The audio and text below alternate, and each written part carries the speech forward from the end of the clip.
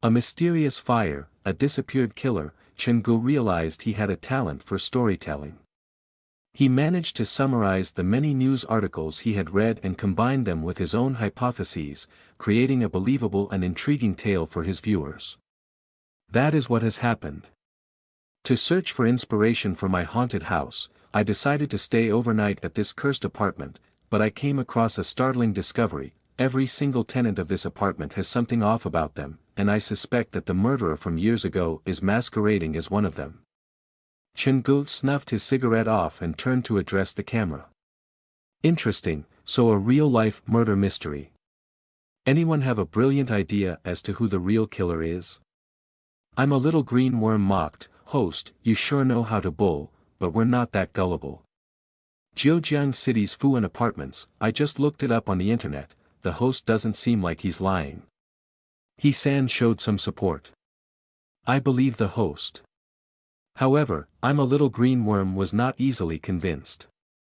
Even if the host isn't lying about the case, how do we know that he is currently at the cursed apartment?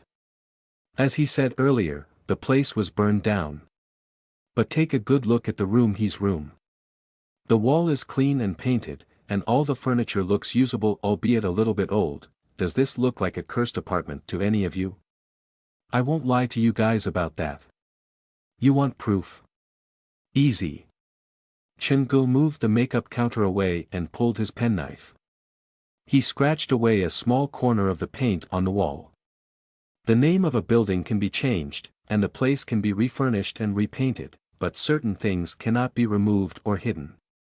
He removed the freshest layer of wall paint to reveal the brickwork underneath, which was charred black. This is evidence that this place was the crime scene of the fire. No, I'm interested in why you would bring a mallet and a knife to stay at a hostel for self-defense. Death to all man raised an obvious concern. Host is ruining the wall for no reason. 1 minute of silence for the poor landlord. How much did you pay for a room like this? It doesn't even have a television. Looking at the chat log, Chen-gu could not help but sigh. Guys, can you not focus on the irrelevant points? How about some respect? I'm putting my life on the line to do this live stream for you. Death to all man donated $1. $1 donation as sign of respect. Chen-gu was helpless dealing with the online trolls, but at least they didn't leave him.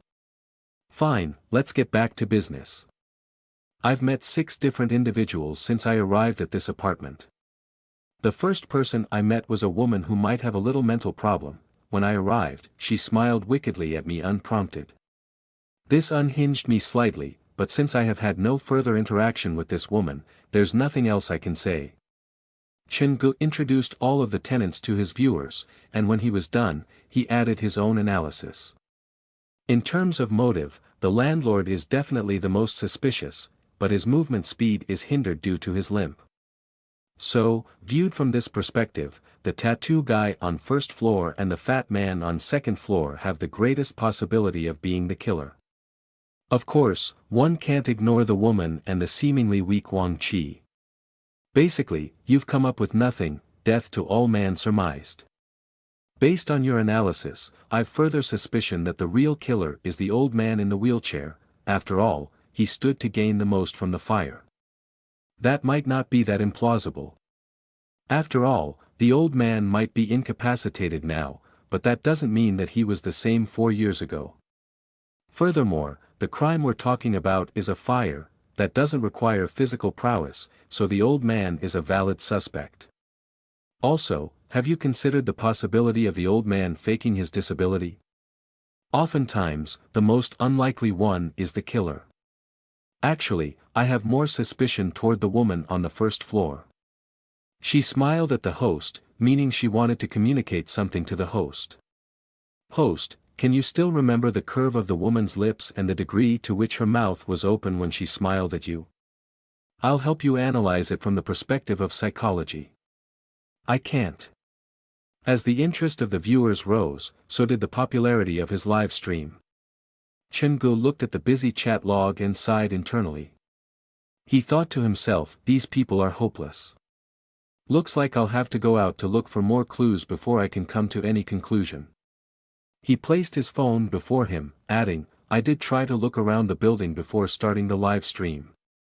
I discovered while most of the apartment's first and second floor has been fixed up, parts of the third floor have been left as they were 4 years ago.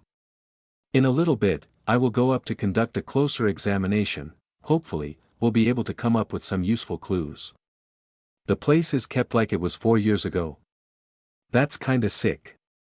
The ghosts of the families have been lingering because the case hasn't been solved. Investigating a haunted apartment at night? The host sure is insane. Of course, the host is the operator of a haunted house after all. Let me tell you, last time a bunch of us visited his haunted house to demand reparation for his scary video, but we got our backsides handed to us instead. 2 of the bravest among our group went in, one came out crying inconsolably, and the other fainted on the spot. Wait, what happened to them? And what about those who are not as brave? Have you lost your mind? Do you think the rest of us entered his haunted house after we saw what happened? That you're right. LOL, commented He-san. The chat had completely derailed, but Chin-gu didn't mind it that much. He pocketed his penknife, and with one hand holding the phone, the other holding the mallet, he walked to his room door. Learning from his previous lesson, Chin-gu squatted down to look at the shadows underneath the door and confirmed that there was no one standing on the other side, before lightly pushing the door open. After he closed and locked the door, Chin-gu yanked one of his hairs out to stick it into the keyhole. This way, if someone entered his room when he was not there, he would know because the hair would have been pushed further into the keyhole. After everything was prepared, Chin-gu walked to the stairwell. His steps were light to not activate the light. The light on his phone guiding his every step. As he climbed up the stairs, the walls on each side became noticeably darker in color, and there was an indescribable smell in the air. When he reached the 3rd floor, Chin-gu turned on the flashlight function on his phone. He leaned against the wall and focused. When he first accidentally walked up to the 3rd floor, he had noticed a dark shadow flash before him. The shape of the shadow had looked like a human. Be it a ghost or a man, I have to be careful. The flashlight revealed to Chin-gu the crime scene from 4 years ago. Looking at the scratch marks that seemed to embed themselves into the wall, Chen-ji's grip around the mallet tightened. Ping'an Apartments had a unique architectural style. It only had one staircase, and it was on the right side of the building, giving the impression that the corridor leading to the left side was suspiciously long. As he walked down the corridor, he felt a chilliness tingle his spine. Even with his back to the wall, Chin-gu felt weirdly exposed. If the starting point of the fire was the 3rd floor, then all this wouldn't have been preserved, so the killer probably didn't come up to the 3rd floor at the time. Chin-gu continued down the darkened corridor. The doors on his either side had been warped by fire, exposing singed and ruined rooms. Navigating the trash that littered the floor, Chin-gu scurried into the closest room that he could get into. The small room had a leak in the ceiling, and the windows were barred, causing damp to seep into the walls and a festering smell from the heavy moldy to fill the room. It was uncomfortable. Chin-gu walked into the room to take a closer look at the wooden planks that barred the windows. They looked surprisingly unworn, suggesting they were a recent addition. This is just a common guest room. The ruined furniture had been removed, and the room was barren. There was basically nothing in sight. Then again, years have passed. Even if there was evidence, it wouldn't have been preserved for so long. Chin-gu exited the room and continued down the darkened corridor. Most of the rooms were empty. The corridor was choked full of trash and abandoned paraphernalia, making it difficult for him to navigate. A person's trash can often reflect their lifestyle and attitude. Perhaps this litter will provide the clues that I need. After setting a new goal, Chin-gu trudged through the rubbish in spite of the disgusting smell. About 1 hour later, he did come up with some interesting findings. Why are there toy dolls? There are no children among the people I have seen, so who do these belong to? Chin-gu spent another hour sifting through the trash, and he ended up with 4 ragdolls. Submerged underneath the sea of trash, the four ragdolls would not have captured Chen Ji's attention if not for the fact he was a toy design major. The four dolls had probably been left there for quite some time already, because they were covered with dirty stains, and mold had infested certain parts. The toys were so fragile that if Chingu was not careful, he could easily pull out clumps of dirty wool. Chingu studied them closely and realized even though the dolls were all of different types, they came from the same manufacturer. Could it be that the toys were left behind by the ex-tenants of Ping An Apartments, however? Chingu very soon vetoed this possibility. The low possibility of a family with children moving into a run-down apartment like this aside, even if there was one, it was unlikely for one family to own four dolls at the same time. After all, they came from the same manufacturer. Furthermore, based on the design and stylings, these were manufactured several years ago. The toy market updated constantly. Before he took over the haunted house, Chingu had worked at a toy company, so he did know a thing or two about the toy market. If these weren't left behind by the new tenants, then it's possible they belonged to the original tenants of Fu An Apartments, Chingu speculated. The original owner of the apartment had two daughters, so if I'm not mistaken, these should belong to them. However, if that was true, another question needed answering. This place was almost completely ruined by the fire, so how did these four dolls survive? Is it a coincidence or did someone purposely keep them at a place that would be safe from the fire? Chingu felt like he was on the right track. The only person who could that is the killer themselves. But why would the killer risk their life to protect these four dolls? Are these items of importance to them? The zipper on the back of the doll was all rusted, so Chingu tore open the fabric directly. Among the cotton, he discovered a card. It fit perfectly inside his palm. It was a love letter. The action was so cheesy that Chingu cringed on the person's behalf. Sticking love letter inside a doll. Goodness, that sure is cheesy. If this was the murderer, then he was definitely a shy and reserved man. He did not have the courage to confess in person, so he gifted the girl the doll, hoping that she would discover the secret that was hidden within. Compelled by curiosity, Chingu tore open another two dolls. Each of them contained a card, and the content was almost similar to the first one. However, when he tore open the last doll, a chill ran down his spine. Instead of a love ladder, the cotton was filled with shredded pieces of paper, and if placed together, they all read "Go to hell." Confession of love for some reason turned into curses. What happened in between, Chingu had no way of telling. These should all have been left behind by the killer, so they are crucial evidence. He picked out several paper pieces and shoved them in his pocket. As he was about to walk deeper into the house, the voice-activated light at the staircase suddenly came on. Someone's coming. Desperate to escape, Chingu turned off the flashlight on his phone, grabbed the dolls, and ran into the guest room that was closest to him. Holding his breath, Chingu hid behind the door and looked out at what was happening through the crack between the door and its frame. The sound of footsteps became clearer, and the conversation between a male and a female floated up the stairs. "We have to move that thing out soon, we can't delay anymore. The new tenant has been up to the third floor already." Thankfully, he turned back at the staircase or else he would have spotted me. "I know, there have been more and more new people coming here recently, we have to deal with that thing as soon as we can." "Agreed. Inform everyone, and tell them to be prepared. We'll dig it out tonight and bury it up the hills." The person was carrying an old-fashioned oil lamp, and with the light's help, Chingu managed to see that the two people talking were the landlord and the woman from the first floor.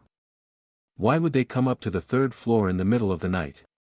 Chingu pushed himself against the wall to ensure they would not see him.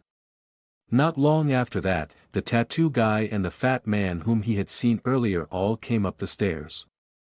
They were all wrapped up in black clothes and carried equipment like wires, a gunny sack, and cleavers. What are they up to?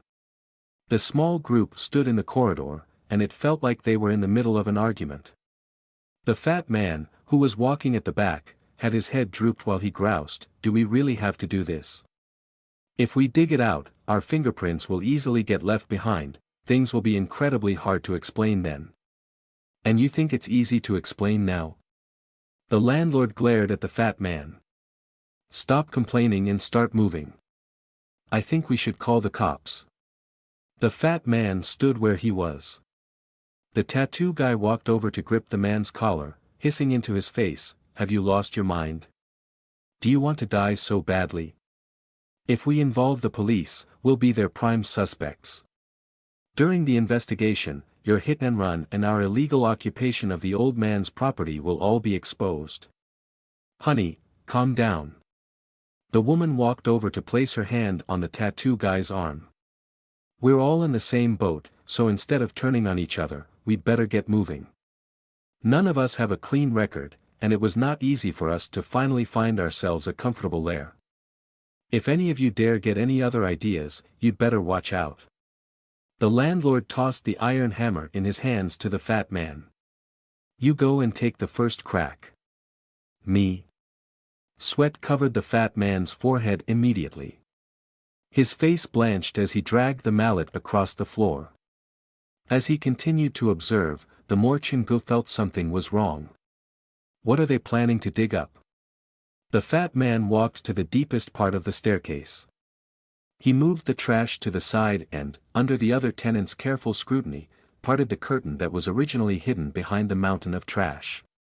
It was a fortified cement wall, and embedded inside the wall was a female body that was facing away from the group.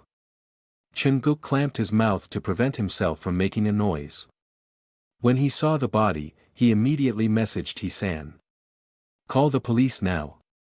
There was no light in the staircase, and a door stood between them and Chingu, so the viewers had no idea what was happening. Then again, Chingu had no time for them at a moment like that. He leaned closer to the crack, with nary the courage to even blink. The body is hidden inside the wall, and that's what they're trying to dig up, Chingu thought to himself. He did not dare make any sudden movement. He was in a very vulnerable position. The few tenants were only several steps away from him. They would have spotted him if they turned around to walk into the room he was hiding in. "Are you playing with sand at the beach? Put some muscle into it." The landlord cursed as he walked over to the body.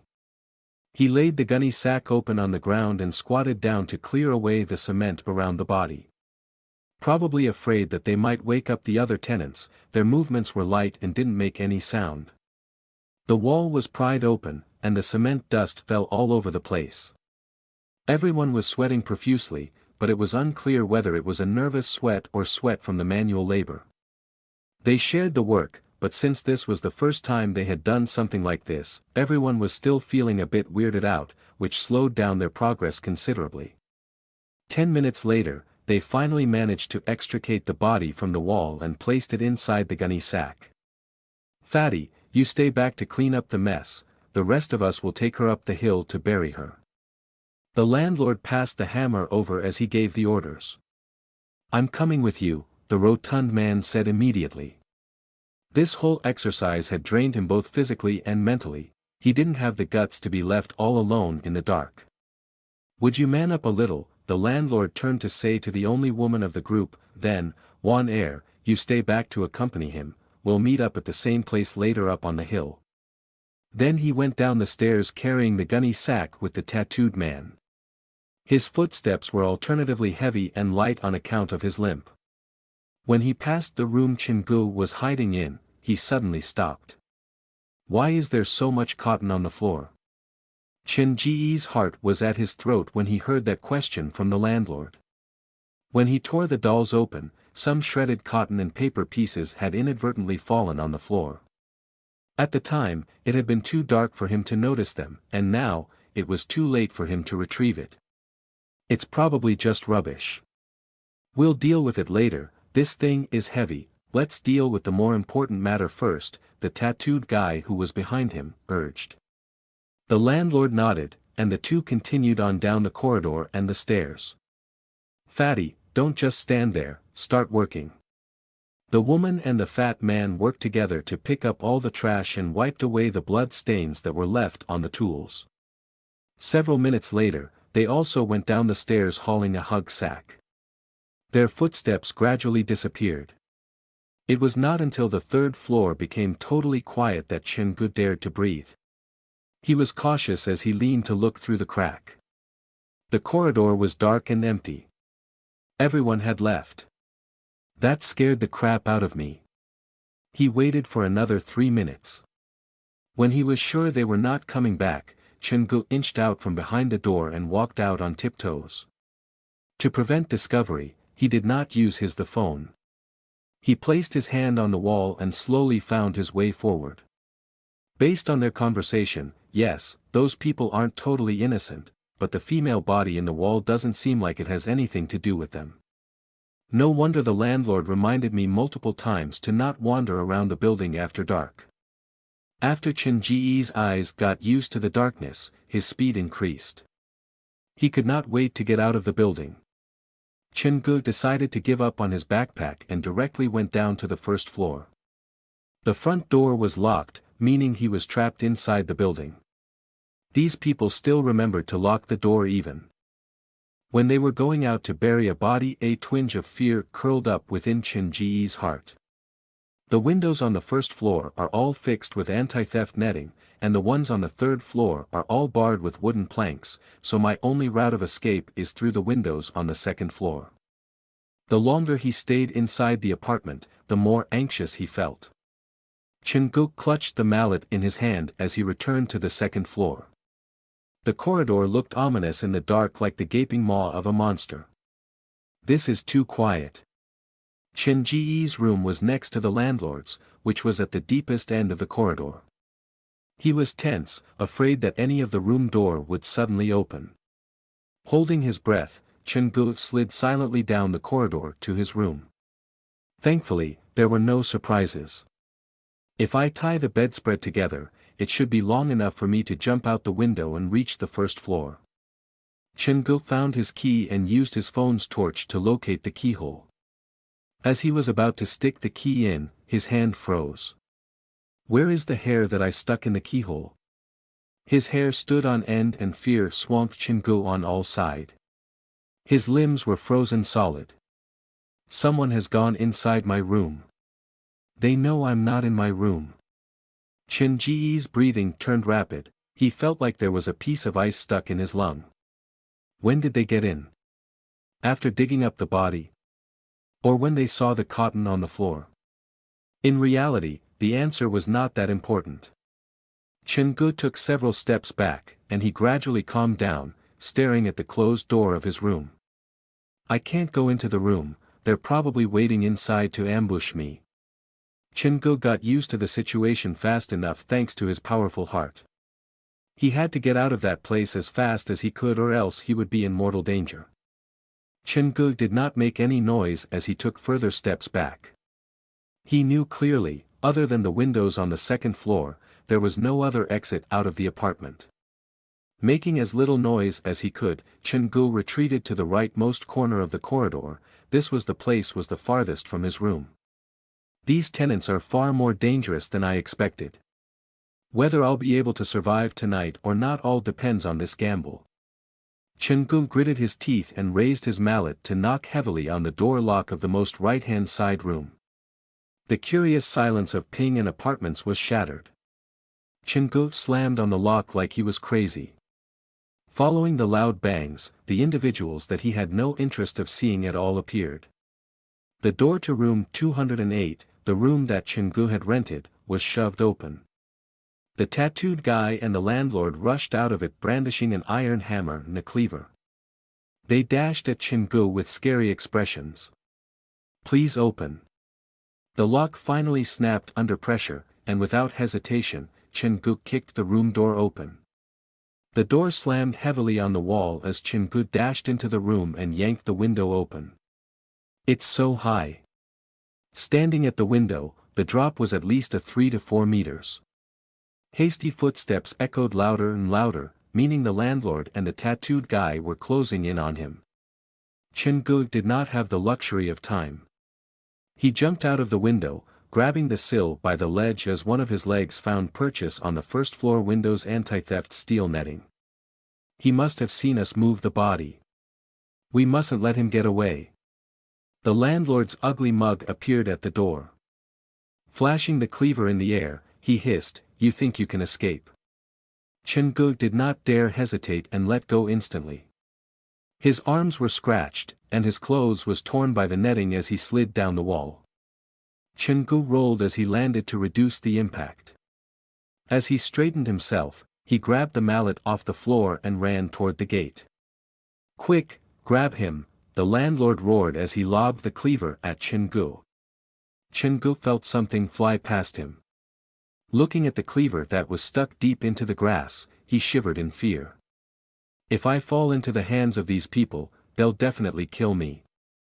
The apartment's front door swung open then, and the fat man and the woman, who had been waiting on the first floor, gave chase after him, each holding hedge clippers in their hands. Bunch of crazies. Chungu ran as fast as he could. He shot like an arrow to the gate. Stepping on the newly changed lock, he climbed up the rusted gate. The apartment building was surrounded by a rather dense forest. In the dark, with no light, he could not even see where he was going. However, with the bunch of homicidal crazies chasing after him, Chungu had no choice but to brave the possibility of getting lost and head into the forest. As he ran through the brush, the ray of flashlights occasionally cut through the darkness, and the cursing of the landlord and the tattooed guy came from behind him. Chungu did not even dare turn around, he only had one thought on his mind: escape.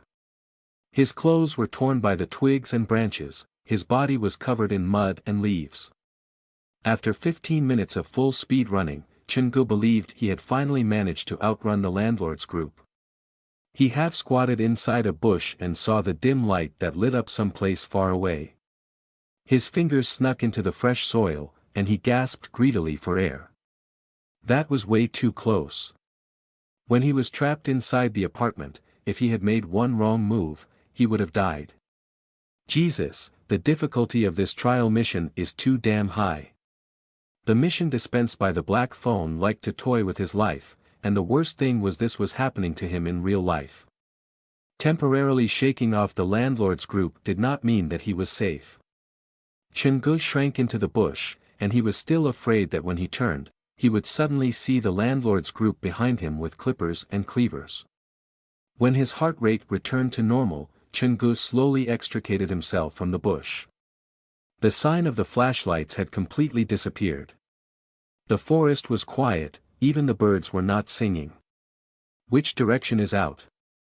Chungu had to admit he was completely lost. Should I hide in here until dawn? Chungu pulled out his phone and realized the live stream was still going on. The screen had been black for more than 1 hour already. The chat log was filled with question marks.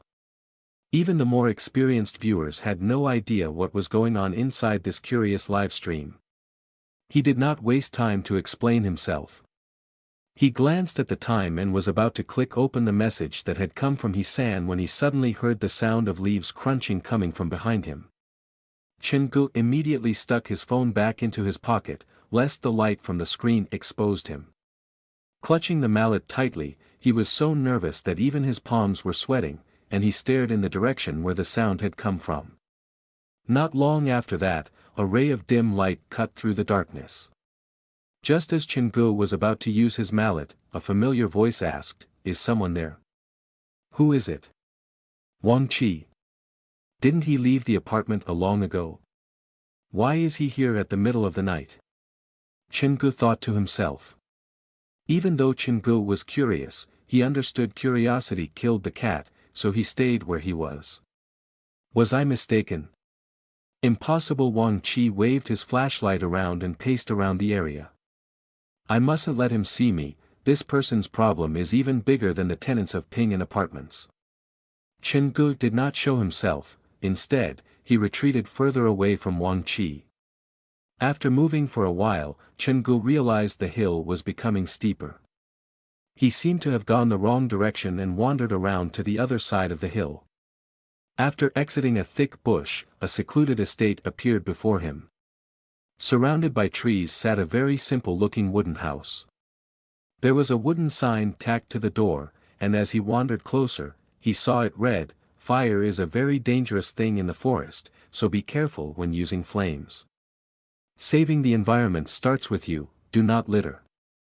This looks like a resting house for the forest rangers." He tried pushing the door, and it was not locked. As it creaked open, a weird smell drifted out from within. What is it? He did not dare turn on the flashlight on his phone, only using the brightness of his screen. The wooden house was small, but it was filled with various everyday items. It looked more like a landfill site. Chungu sniffed the air and walked toward the source of the weird smell. It was a bed. He flipped the wooden mattress up, and underneath, he saw clothes that had gone moldy. A hoarder. The discovery was even weirder than he had predicted. All the clothes were for a female, and they appeared worn and unwashed.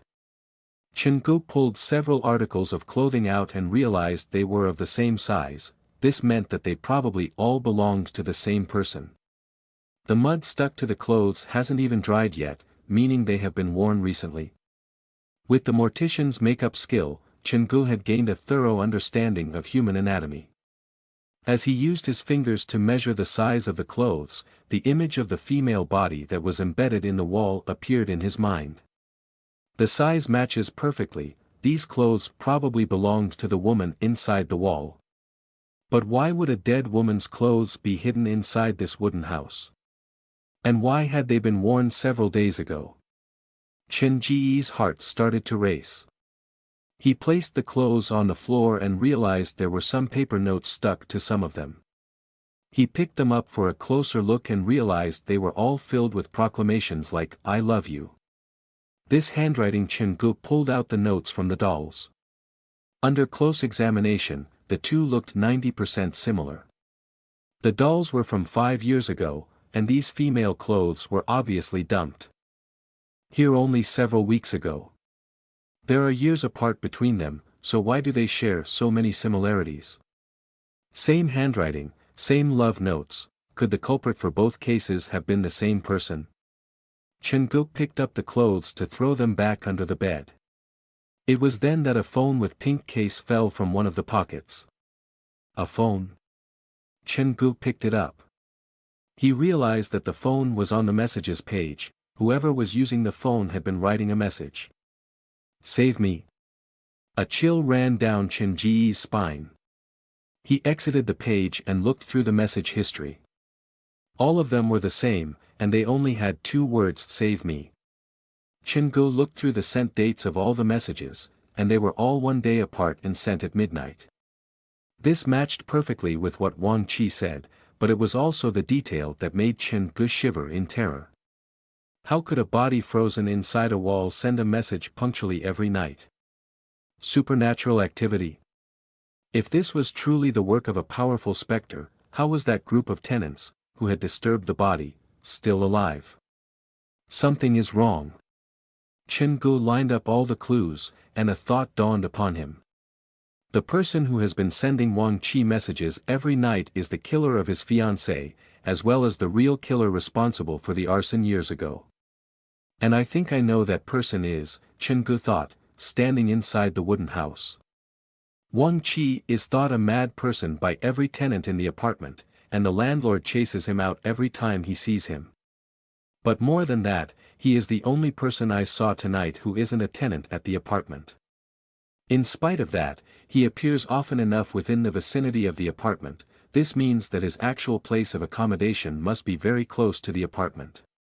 But the question is, when I was arguing with the landlord about the rental, he told me confidently that there is no other place to live within several thousand meters.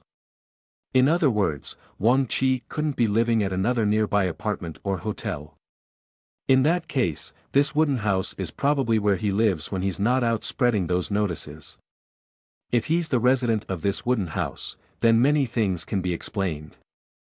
The pitiable man who wanders about every day, asking about his missing fiancée, is probably his own fiancée's killer. Chungu had a hard time believing that he had chatted so amiably with a cold-blooded murderer and even attempted to share his sad history with the man. He swallowed deeply, and it was then that he felt fear. This madman must have been through some trauma to have the need to collect the dead woman's clothes and even use the woman's phone to message himself every night. Perhaps there's another personality that lives inside his body that comes out to take over his body after he falls asleep. The more he thought about it, the more uneasy Chin-gu became. He looked through the phone to try to come up with more clues. This phone should be covered with his fingerprints, so it is an important piece of evidence. I have to take good care of it. As Chin-gu looked at the screen, perhaps it was the nervousness or perhaps it was something else, he saw a girl's figure appear on screen. She looked to be 18 or 19 and was wearing a blood-dyed school uniform. He rubbed his eyes to attempt to take a closer look when he felt a chill run up the back of his neck like something was brushing its hand along it. This made Chin-gu jump and turn back to look. The air in the wooden house froze, and Chen-ji's heart almost jumped out of its cage when he saw what was behind him. The door of the wooden house had been opened silently, and standing about 2 meters behind him was Wang Qi with his eyes bloodshot, raising an axe slowly up in the air. Time seemed to have stopped as the two men looked at each other, neither daring to move. So close, Wang Qi's voice was completely different from before. It seemed like the madness that was suppressed earlier had been unleashed. Chen-gu did not say anything in return, but his grip on the mallet tightened. He was feeling rather grateful toward the specter.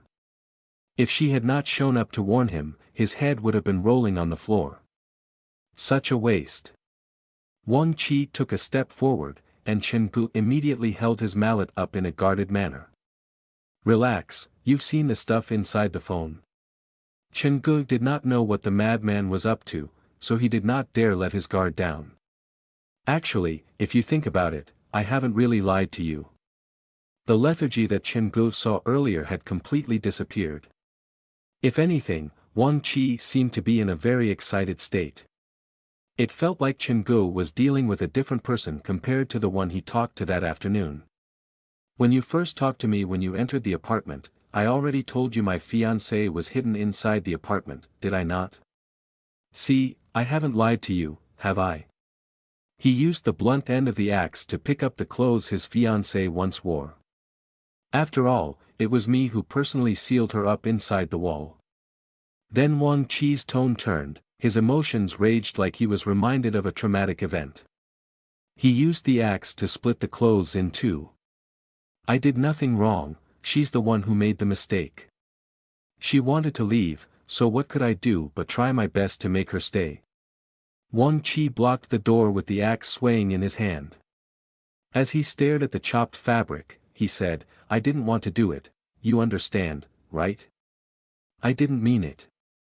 Regardless of what Wang Qi said, it was an undeniable fact that he had murdered more than one victim, so Chen-gu paid no heed to his explanation.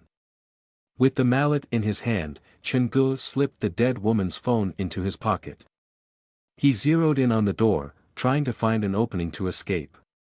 I'm a hated individual, everyone around me says so. No, even if they don't vocalize it, I know that's what they think, I can feel it. Wang Qi seemed to have totally lost his mind. His mental state was fractured, and he seemed to have a habit of talking to himself. It was as if he had walked into a mental maze and could not find a way out. As Wang Qi was talking, Chen-gu slowly adjusted the angle that he was standing. He simulated different escape scenarios in his mind, like using something else to distract the madman's attention, but those ideas were removed from his mind because the wooden house was ultimately too small for something like that. Wang Qi's voice became shriller as he continued, a veritable sign that he was breaking down. The longer he stayed there, the greater the danger it was for Chen-gu. He decided to make a move soon and stopped focusing on running simulations. Every muscle in his body tensed. Wang Qi sounded like he was on the verge of lose control as the axe flailed dangerously in the air. Chen-gu caught an opening. He sprinted and knocked into Wang Qi with great momentum. One should not underestimate a cornered rabbit. This was probably the bravest decision Chen-gu had ever made in the past 20 years. When facing off against a serial killer, he acted even more rashly than the killer. In the dark, Wang Qi's reaction was one beat slower than Chen-ji's. He was unable to avoid Chen Ji's mallet, which was flying at his head. Bang! The mallet connected with skin and skull. Chen Gu felt something sticky on his hand, but he did not relax and launched another kick at Wang Chi's stomach. When the man doubled over, Chen Gu blasted out the door. Chen Gu immediately raced into the forest. This time, he did manage to catch the direction he was running in. The trees became sparser and the ground smoother. However, he still had not escaped from danger. He knew someone was chasing after him. The wavering light and the sound of the branches being snapped was the best proof. Chen Gu did not dare to even stop to take a breather. It was not until he saw the cement road that the sound behind him slowly disappeared. Those people should have left already. Chen Gu ran several hundred meters down the cement road before he heard the sound of police siren.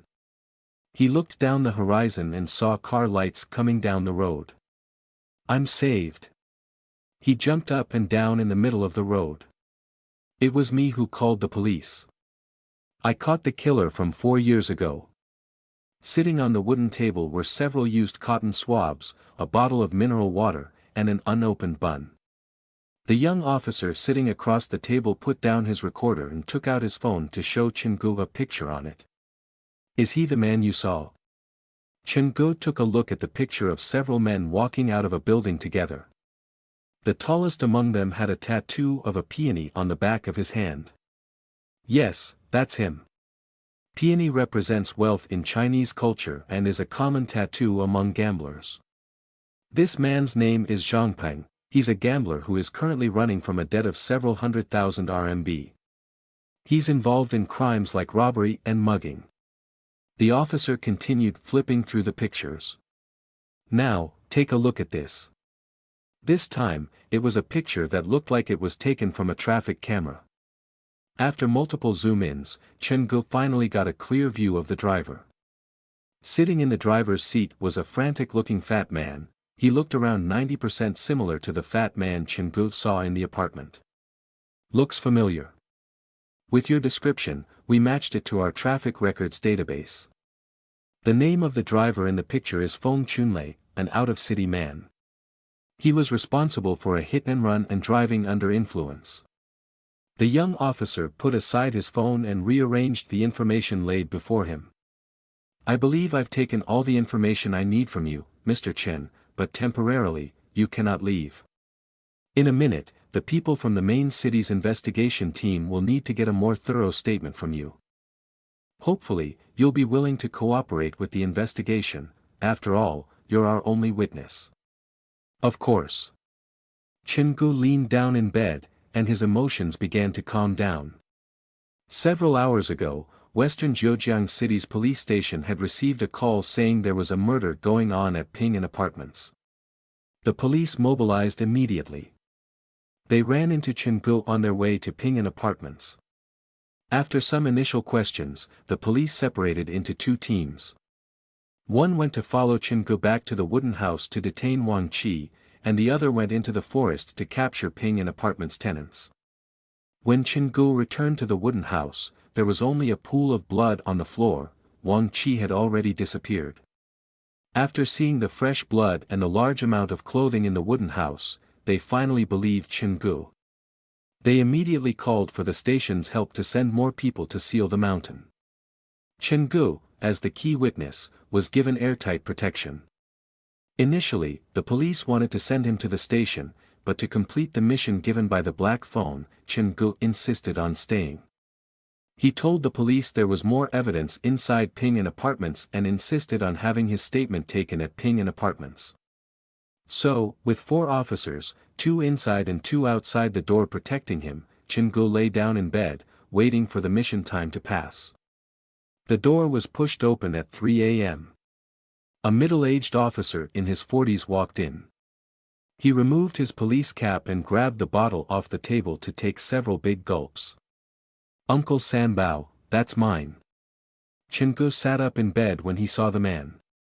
The officer's full name was Li Sanbao, the deputy head of Western Zhejiang City's police station. Coincidentally, he was also the officer responsible for Chen Ji's parents' disappearance case. At the time, it was this Uncle Sanbao who had helped Chingu walk out from his depression. "You cheeky little thing, haven't I told you to not refer to me as your Uncle Sanbao? It's Superintendent Lee or Inspector Lee." Lee Sanbao put down the water bottle and scolded him with an irrepressible smile on his face. "I'll let it slide this time since you've done a wonderful good deed this time." Chingu stood up to ask, "They've caught the man?" "Of course, don't underestimate the people from the investigation team. They have not only captured Wang Qi but also the other people from the apartment. The only one missing is Zhang Peng." "That's great news. They've even found Wang Qi's fiancée's body. It's being looked over by our forensic expert as we speak. In any case, if you have any questions, you'd better ask them now because I'll need to leave to deal with other things soon." The only reason Inspector Lee was there was to give Chingu the good news. Both Zhang Peng and Feng Chunlei are escaped criminals, but what about the other two? Chingu did not hesitate and posed the question on his mind. The woman is Zhang Peng's wife. At most, she'll be guilty of harboring a fugitive. The landlord, though, is a bit more complicated. He was originally a caretaker but got too greedy and cooperated with the rest to seize the senior's property. However, he did not torture the senior. "At least, we couldn't see any obvious wounds on the senior," Inspector Lee answered as he put his cap back on. "Why would you ask about that?" "Just curious." Chingu listened to Hisan and flashed an honest smile. "Although, I hear that aiding the police in capturing fugitives entitles one to some rewards, yes? The banner and badge will be sent to you through mail when the case is closed. Goodbye." "Wait." The young officer who saw this laughed and said, "Inspector Lee is just playing with you. If Wang Qi is confirmed to be the arsonist from 4 years ago, then the reward money that you could get is about 30,000 renminbi. However, the reward will be given by the local government's treasury and not the law enforcement. Furthermore, the senior once offered 5,000 renminbi as reward for any information relating to his family's death. So, there's really a monetary reward?" Chen Ji's lips curved into a smile when money was mentioned. "I asked only for fun.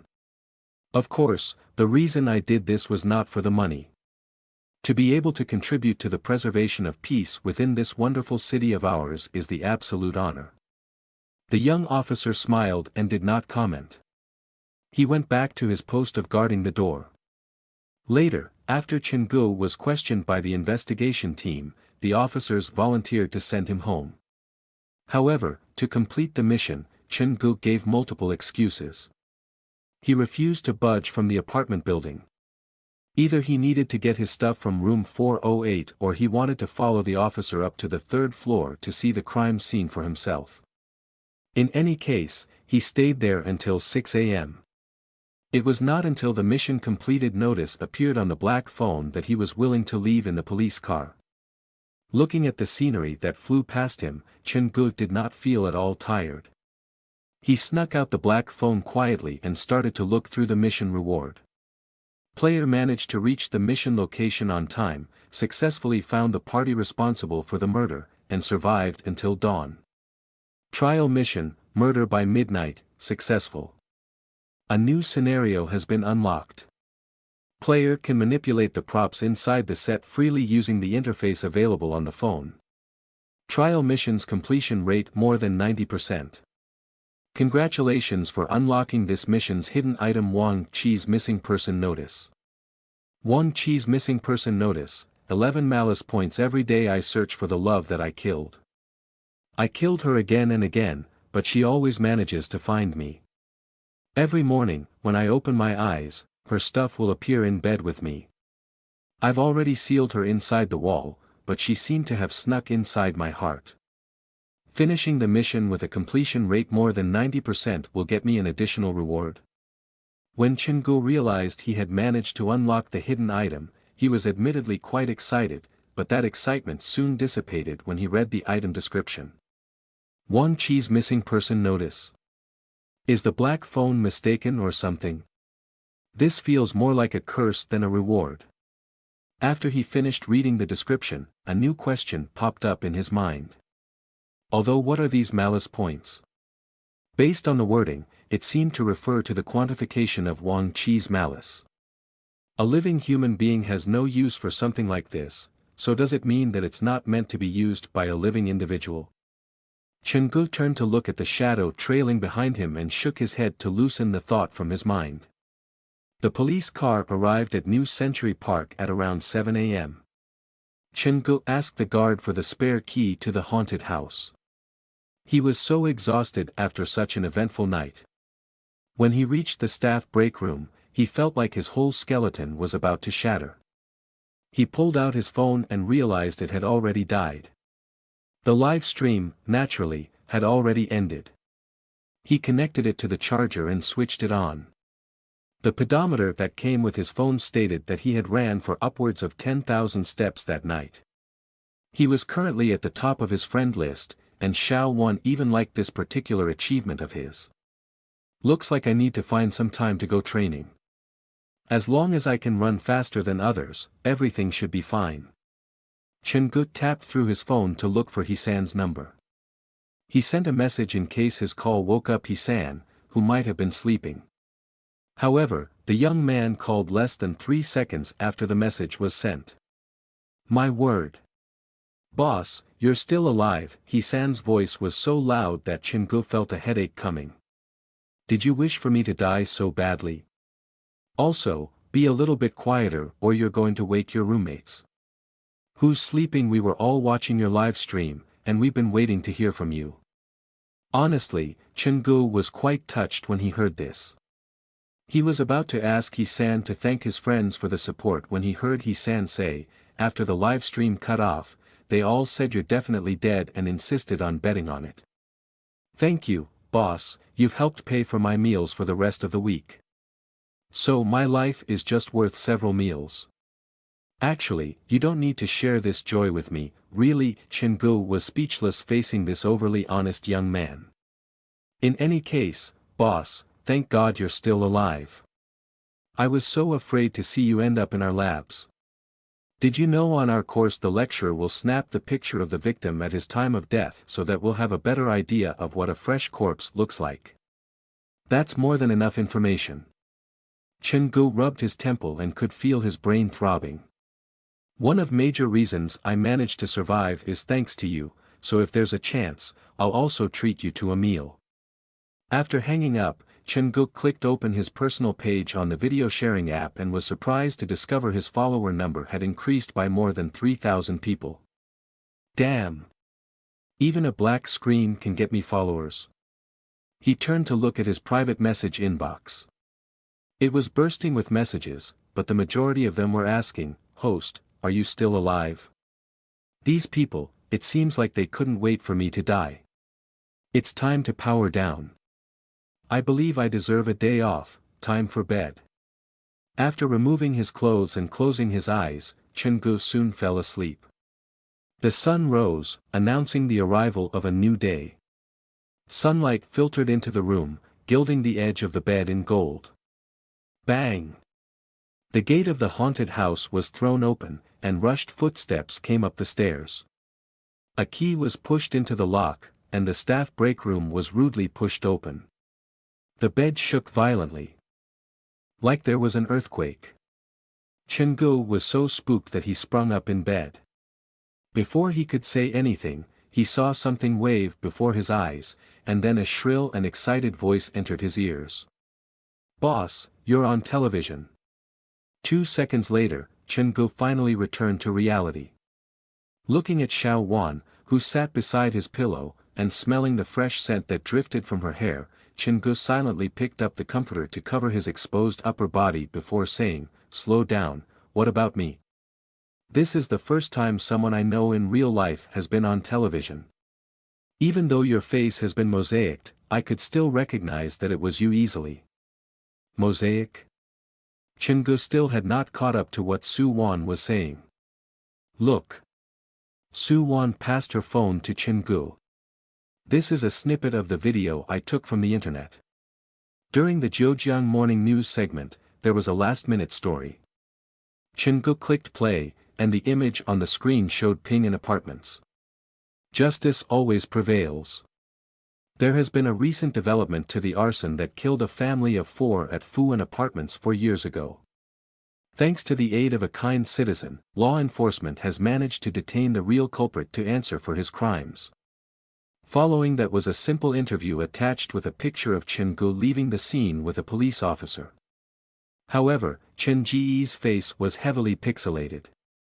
There was a caption explaining that because one of the fugitives was still on the run, the identity of the kind citizen temporarily would not be revealed to protect said citizen's safety. Boss, that person is you, right? The clothes are the same as the ones you were wearing yesterday. Do you mind letting me put on some clothes first? Chin-gu shook his head slightly. After getting into his clothes, Chin-gu quickly explained everything that had happened at Ping An Apartments last night to Su-won.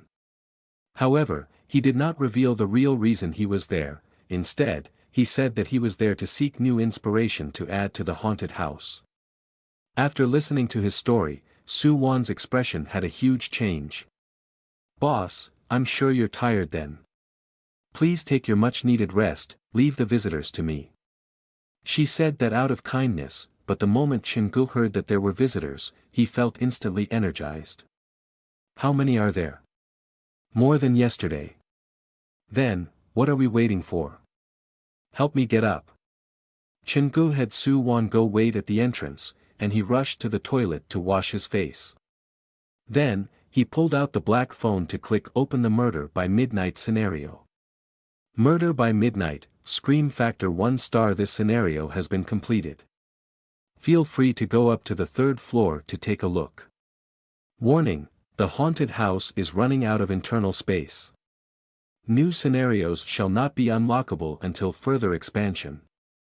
Chin-gu initially thought he had to prepare many things, but he realized he had underestimated the black phone. When was the scenario set up? After putting on his shoes, Chin-gu raced up to the 3rd floor and pushed the door open. The world beyond the door had completely changed.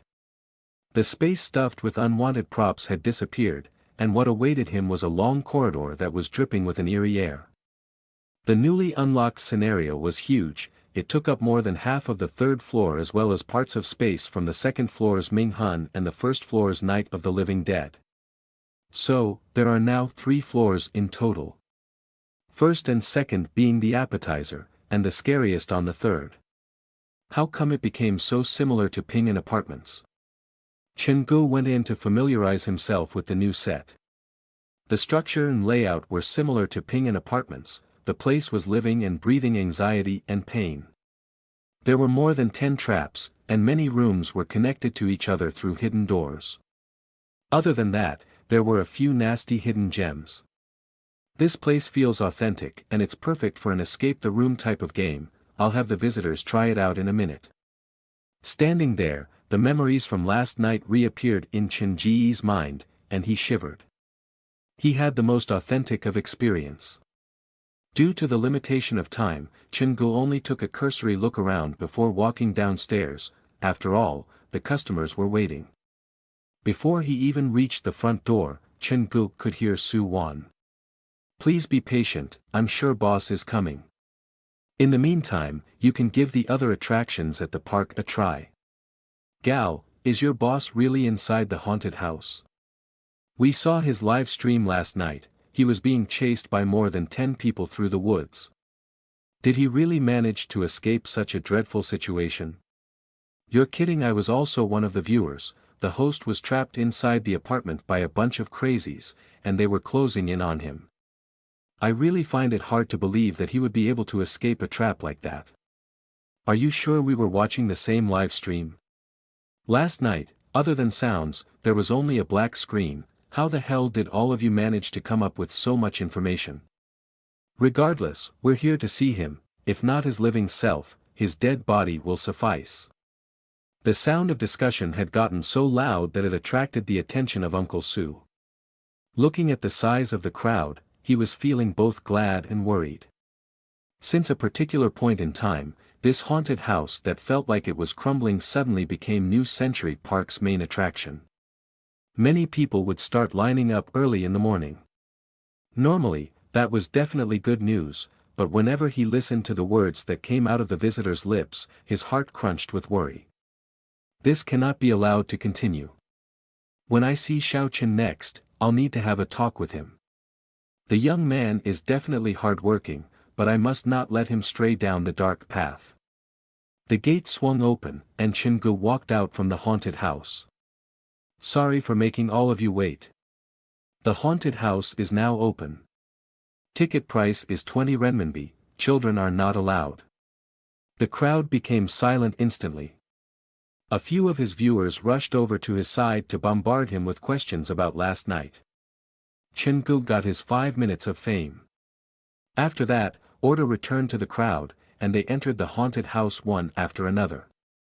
After the lesson from the previous time, Chingu did not dare put Black Friday on loop. Instead, he shuffled it into a long list of sound effects, allowing it to play at random. Chingu helped Xiao Wan with her makeup and had her stalk the people in the Minghun scenario while he stayed at the entrance to sell tickets. The number of visitors is slowly climbing, and the reputation has increased a lot. If this continues, I'll reach the criteria to expand the haunted house in a few days. Chingu took out the black phone to see how far he was from the target number of visitors he needed to unlock the expansion as well as to take a look at the refreshed daily mission. Easy mission: if you want to provide the visitors a scary experience, then first you have to pay notice to the rhythm and tempo of their experience in the haunted house. Setting off the scare too early might cause the visitors to lose their interest, so it is suggested that you install some sound detectors or surveillance cameras in the haunted house to keep track of your visitors' progress. Normal mission: the key to a good scare is the element of surprise. For example, put up the scary source opposite from the spot that normally captures the visitor's eyes. Inspect the haunted house to see whether all the props fit this criterion. Nightmare mission: there are weird sounds coming from the bathroom every midnight. If you want to know why, follow my directions. Daily missions will refresh every day at midnight. User can only apply for one mission each day, and the reward corresponds to the difficulty of the mission. Beware. The more difficult the mission, the more dangerous it'll be, so please choose carefully. After taking a quick glance at the daily missions, Chingu first rejected the nightmare mission. After 2 sleepless nights, what he needed more than anything was rest. Furthermore, he already had one mirror monster to deal with. He really did not think he could deal with 2 monsters at the same time. The rewards from nightmare missions are most applicable directly to myself, giving me some kind of skill, but the reward is proportional to the risk, so temporarily, that's ruled out. The easy mission requires a certain amount of money, at least until the monetary reward from capturing Wang Qi arrives. Completing that sounds impossible. Chingu considered the options and came to the conclusion that the normal mission was the one best available. Setting up the scares opposite from the focal point, this is not such a bad idea. Applying it into my haunted house will definitely bring more surprises to the visitors. After accepting the normal mission, Chingu leaned against the entrance as he kept up the channel of communication with Su Wan. Noon arrived soon after, and the crowd gradually dissipated. Chingu called for Su Wan to come out and told her to go for her lunch break as he went back to the Minghun set alone. He had personally designed this scenario and had put much thought into each scare. Since he had accepted the normal mission, he spent the whole afternoon while Su Wan was away on updating and improving the set. Normally, when the visitors entered the haunted house, they would be mentally prepared, so it would not be easy to scare them then. Therefore, he needed something to distract their attention to make them think that something was about to jump out at them from that direction. While their attention was fully occupied by the fake scare, the real scare would assault them from a completely unexpected direction. This normal mission was far easier than Chingu expected. In just a few hours, he received the alert on the black phone that he had finished the mission. You've completed the normal mission. There is more than one way to scare a person. The element of surprise is the key to a good scare. Congratulations, you have gained the mission reward Dr. Skullcracker's uniform. Dr. Skullcracker's uniform, item, attire Clark has worked at the mental hospital for over 20 years. Constant exposure to mental patients slowly distorted his view on life. One day, he decided to end everything once and for all.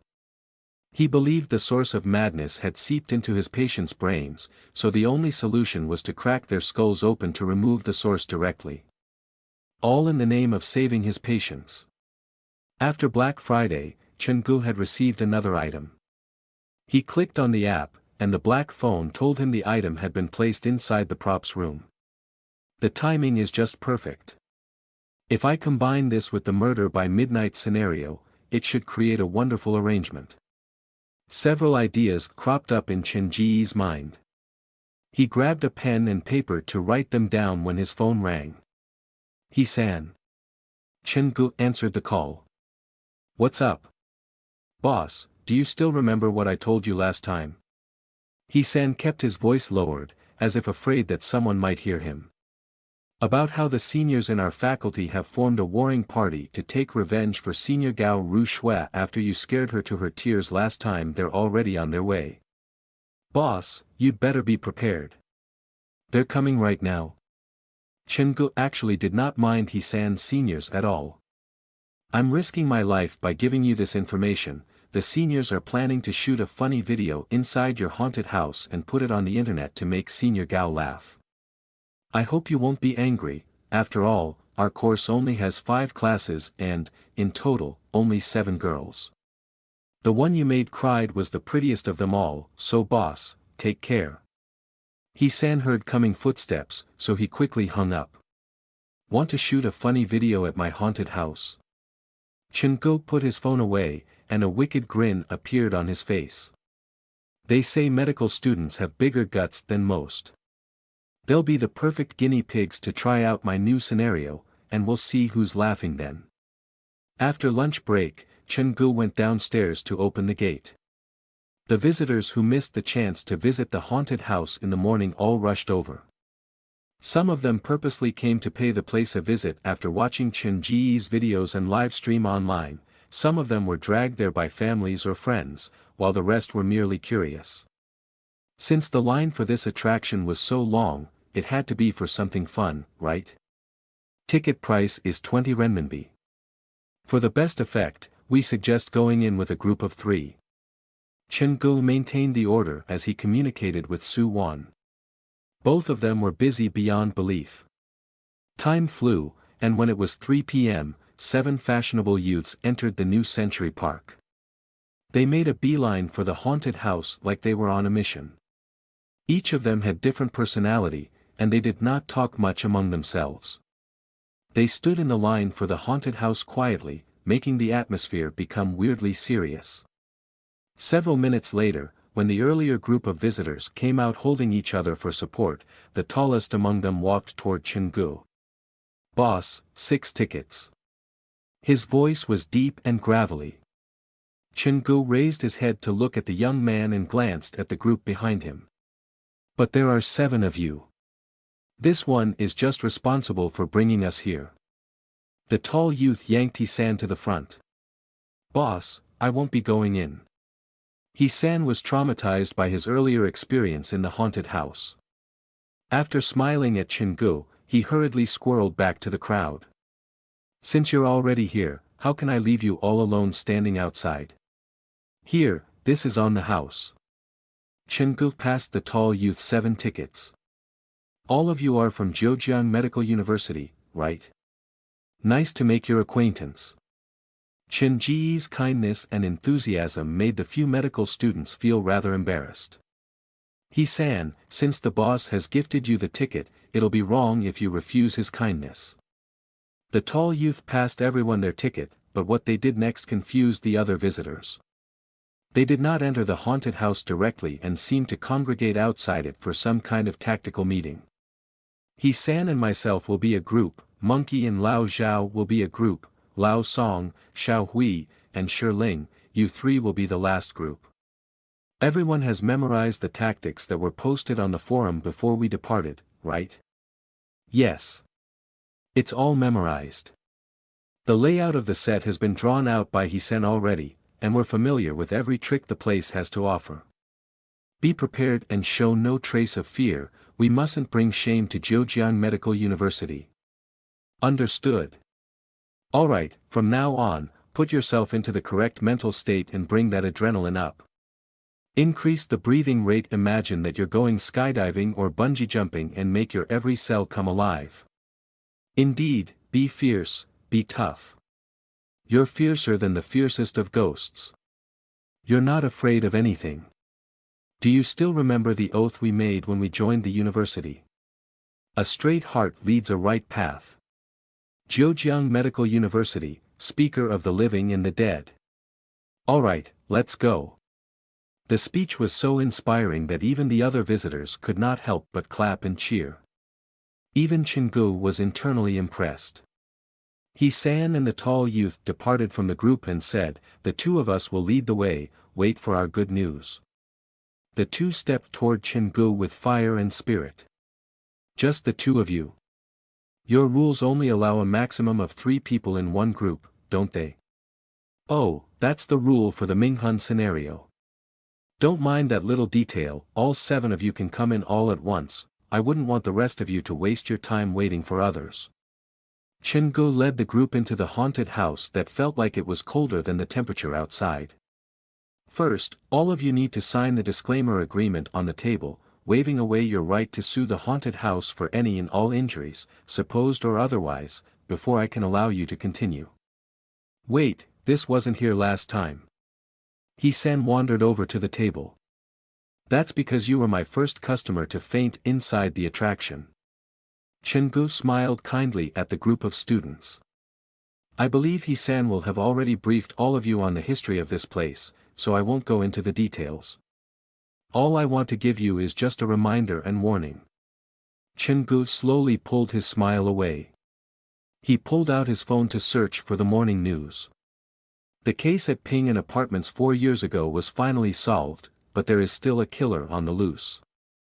Of course, this has nothing to do with us, but when I came to work this morning, the door of the haunted house was left open like someone had wandered in.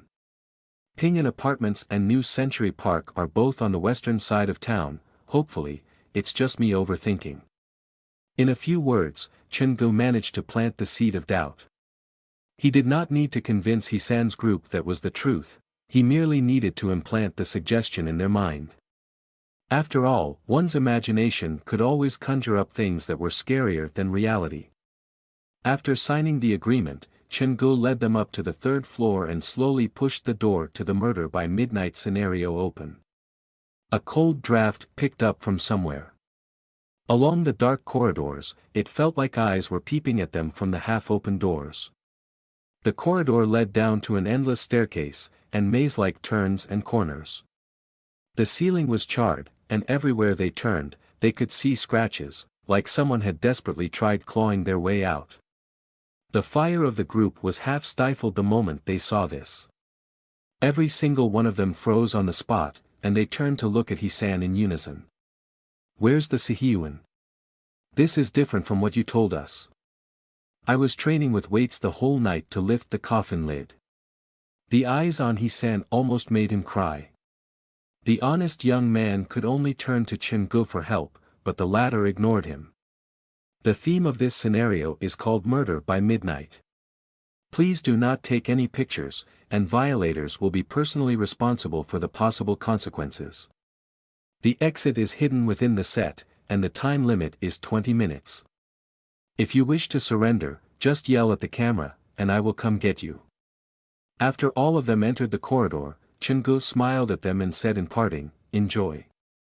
The door to the Murder by Midnight scenario closed with a click, and the crisp sound was like a shackle that tightened itself around the group of medical students' hearts. He-san, based on your previous experience, what do you think our best course of action is? Find the exit as soon as possible. After locking the door, Chingu immediately gave Xiao-1 a call to tell her to meet him in the props room. Boss, what's the hurry?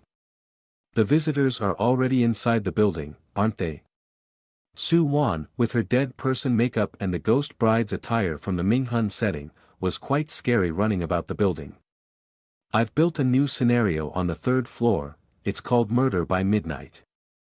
The group of medical students should be the perfect test subjects for the new scenario. Chin-gu pushed open the door and used the black phone to search for the things that he needed. But shouldn't the new scenario be inspected by the park management first before it can be used? Soo-won followed after him, holding the traditional skirt above her ankles lest she tripped on it. Boss, what are you looking for anyway? The uniform that I personally made for you. Uniform? At the deepest corner of the room, Chin-gu spotted a familiar wooden box. He did not expect this box that had once housed the doll and the black phone would suddenly materialize in the room. Chin-gu walked to the box and peered in. Sitting at the bottom were a weird-looking hammer, a blood-soaked robe, and a yellowed missing person notice. Found it. Chin-gu pulled the robe up. Surprisingly, the robe that looked like a normal doctor's garb was incredibly heavy. That was probably due to the iron chains that were sewn into the fabric. The chains were carved with human faces in various degrees of torment. Boss, this is the uniform you made for me. Soo-won involuntarily took several steps back because she could smell the blood that seemed to radiate from the outfit. Can I not wear it? Extras at haunted house are actors, Xiao-won. Think of the lessons your teachers at drama school once taught you. An actor has to be able to familiarize themselves with any and all roles. Chin-gu spread the robe out, and a faux human skin mask fell out from between the folds. Chin-gu also did not know such a thing came with the outfit. He bent over to pick it up, and with just a quick glance, he shivered with chills. The mask was made from parts of male faces sewn together. It was rough-looking, but that only added to its scare factor. Boss, don't tell me I have to wear that as well. Soo-won had already retreated to the door. Just try it on, please. I want to see how it looks as a whole. I'll be the ghost next time, okay? Pretty please, Chin-gu begged, but his tone sounded like the devil in fairy tales luring common man to sin. Fine, I'll try it on.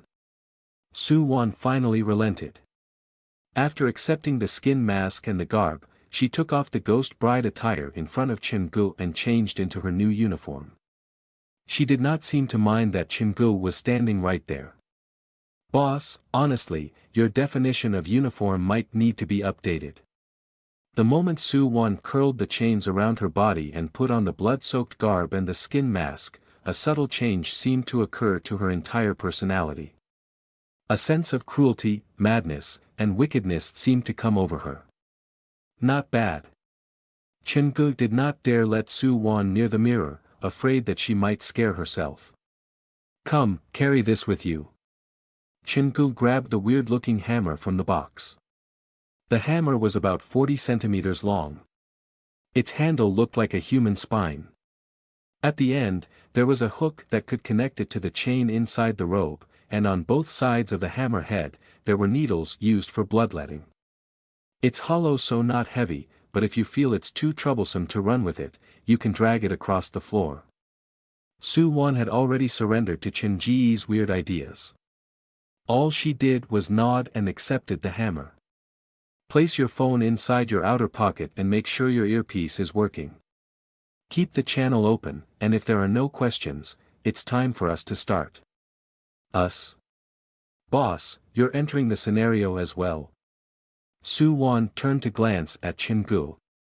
Her mellifluous voice coming out of the skin mask had a particularly chilling effect. Of course.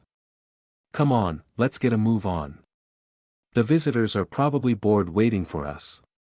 Chin-gu had Soo-won enter the murder by midnight scenario while he returned to the main control room. In just several minutes, he found the shadows of the 7 students on screen. Those 7 were bigger cowards than Gao Rushui. Judging from the expressions on their faces, it was clear that they were nervous. After so long, they're still wandering around the entrance. Looks like I'll need to give them a little push. Chin-gu first switched the music to Black Friday before calling Soo-won.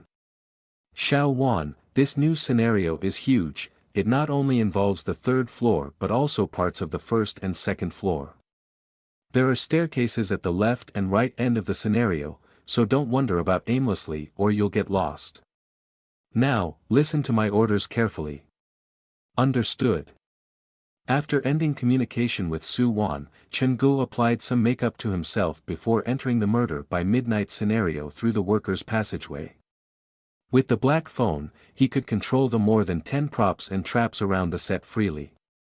With this little convenience alone, the playability of Murder by Midnight was far greater than Ming Hun and Night of the Living Dead.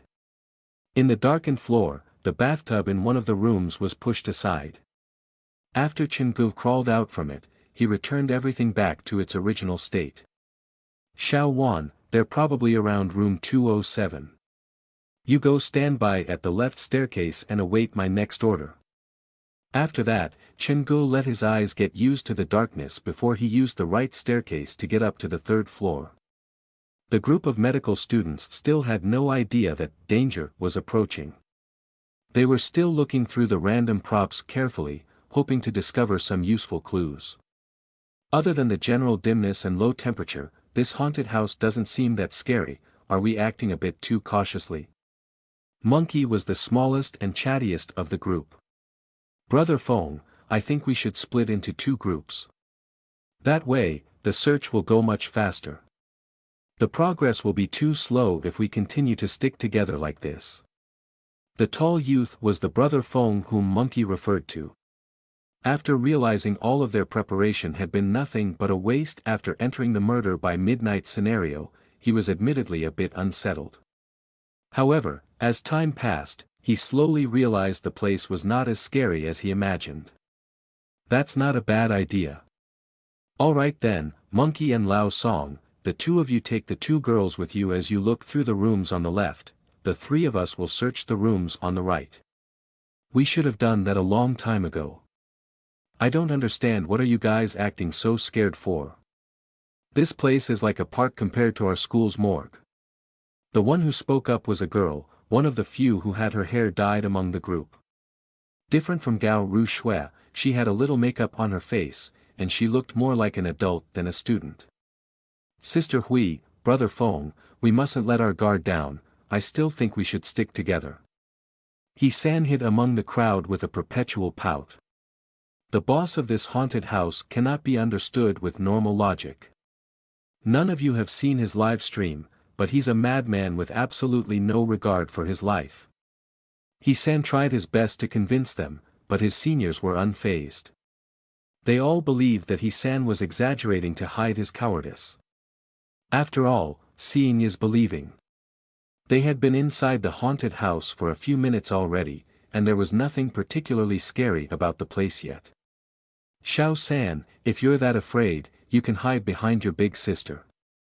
The girl called Sister Hui took the front line and walked into the room next to them alone. All the decor is the same, staying in bed watching crime drama would have been more interesting. Then, we'll separate according to the grouping mentioned earlier. Monkey chased after Sister Hui adding, let's find that exit soon, I'm getting bored. Lao Song and a quiet girl by the name of Shirling also made to follow, leaving He-san, Brother Fong, and Lao Zhao in the corridor. Honestly, I'm quite disappointed.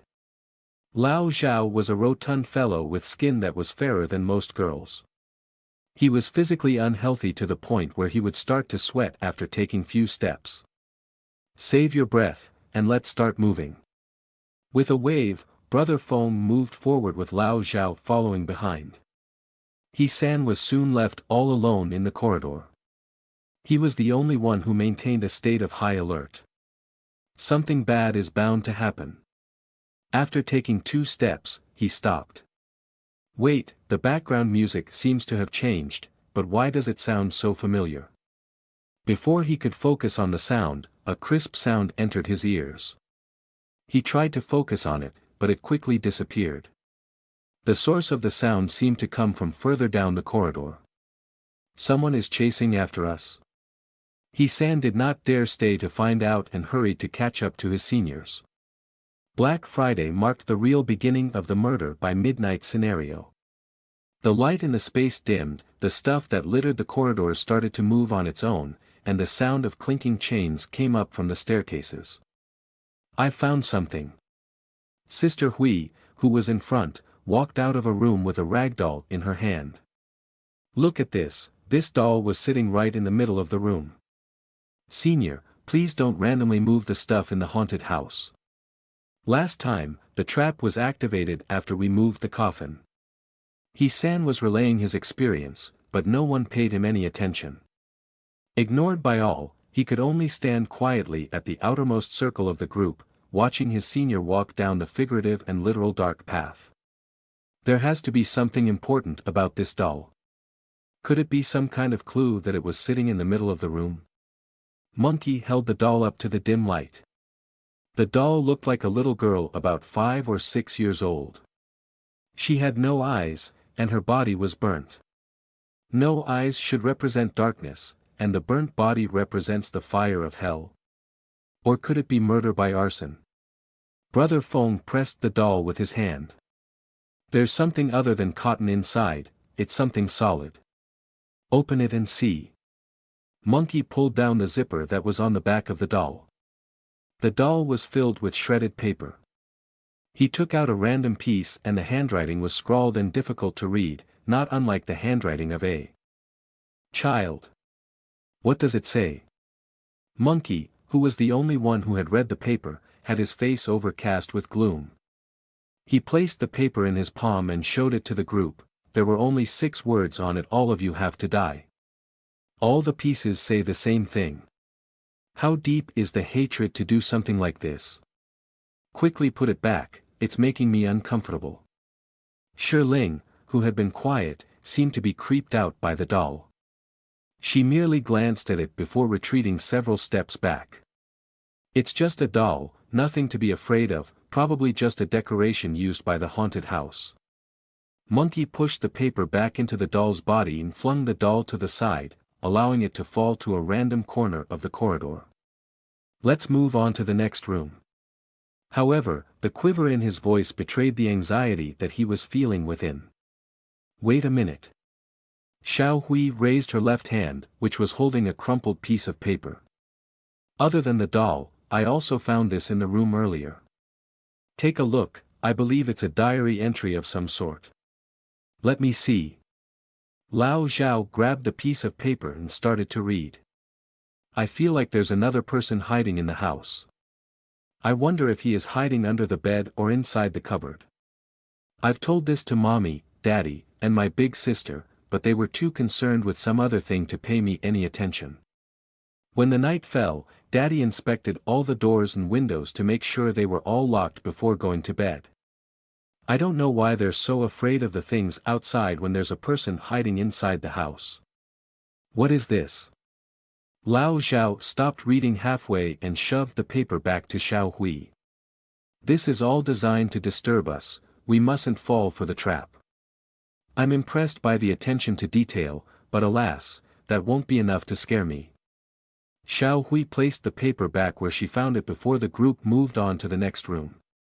None of them realized the doll that they dropped on the floor suddenly twitched. Let's stop wasting time and find the exit. After searching 5 rooms, they came up with nothing and ended at the rightmost end of the corridor. This floor is huge, there wouldn't be enough time for us to finish searching it within the time limit, so I feel like the chances of the exit being on the 3rd floor are slim. If I were the haunted house proprietor, I wouldn't have set up the entrance and the exit on the same floor, Brother Fong analyzed logically. Are we going to split into groups again? No. If we're not on the same floor, it'll just make it easier for us to be divided and conquered. He-san added, but the group decided in unison to ignore him. We've been in here for more than 10 minutes already, but nothing has happened.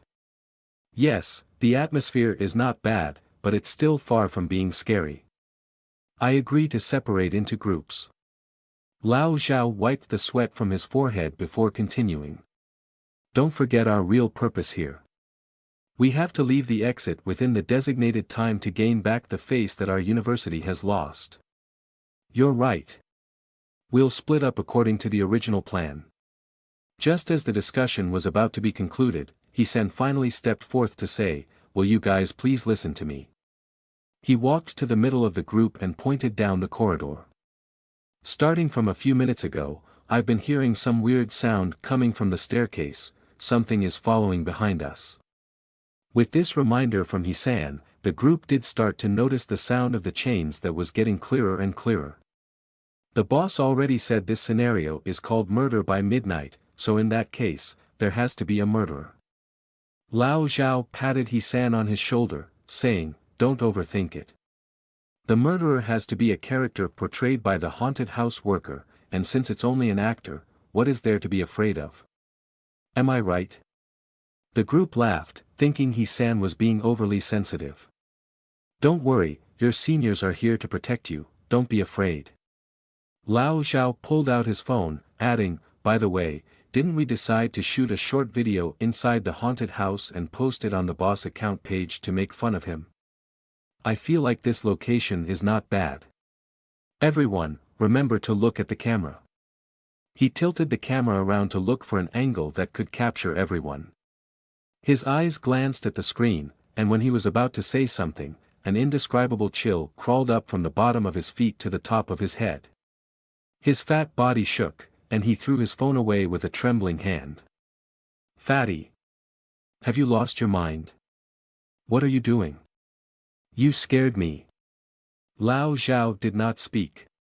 His eyes scanned everyone there, and with scattering teeth, he said, "Count it yourself, including me, why are there 8 of us?" 8? Stop kidding. Lao Zhao's words made everyone's heart skip a beat.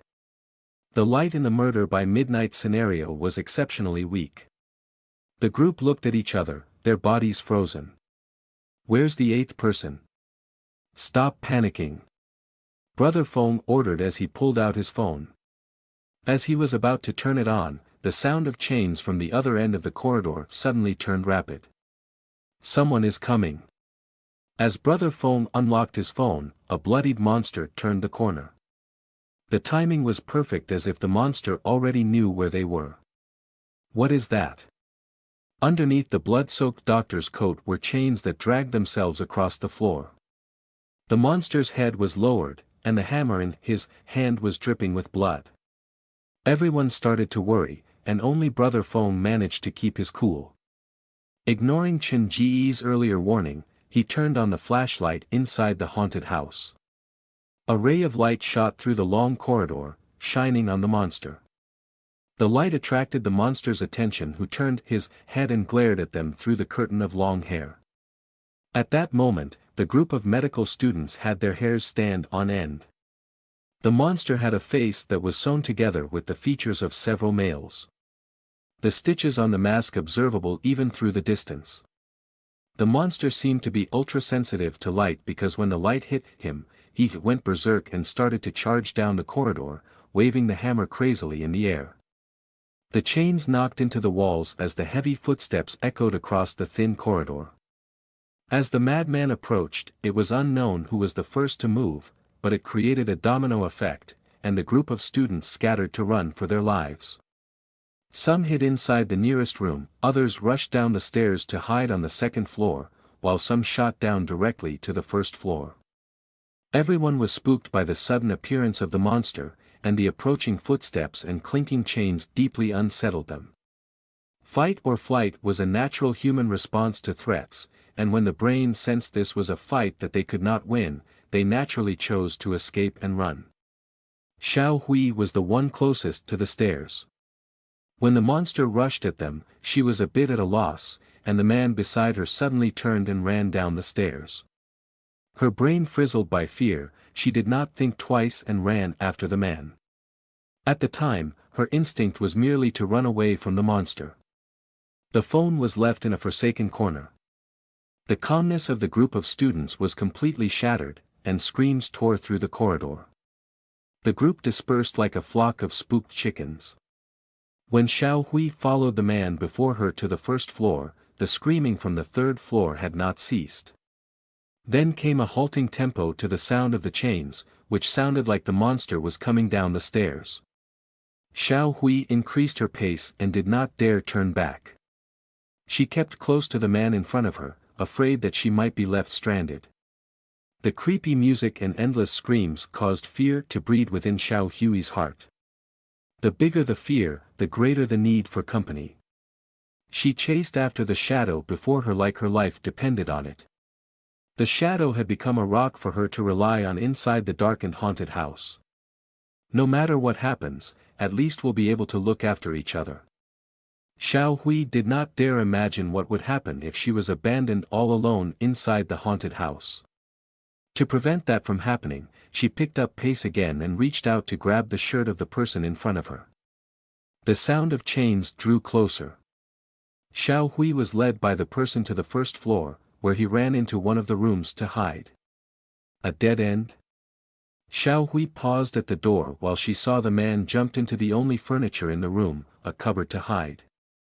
At this juncture, Xiao Hui only had two options left: run on her own or hide inside the cupboard alongside the man. The sound of the chains dragging on the floor came closer, and she decided on the latter option.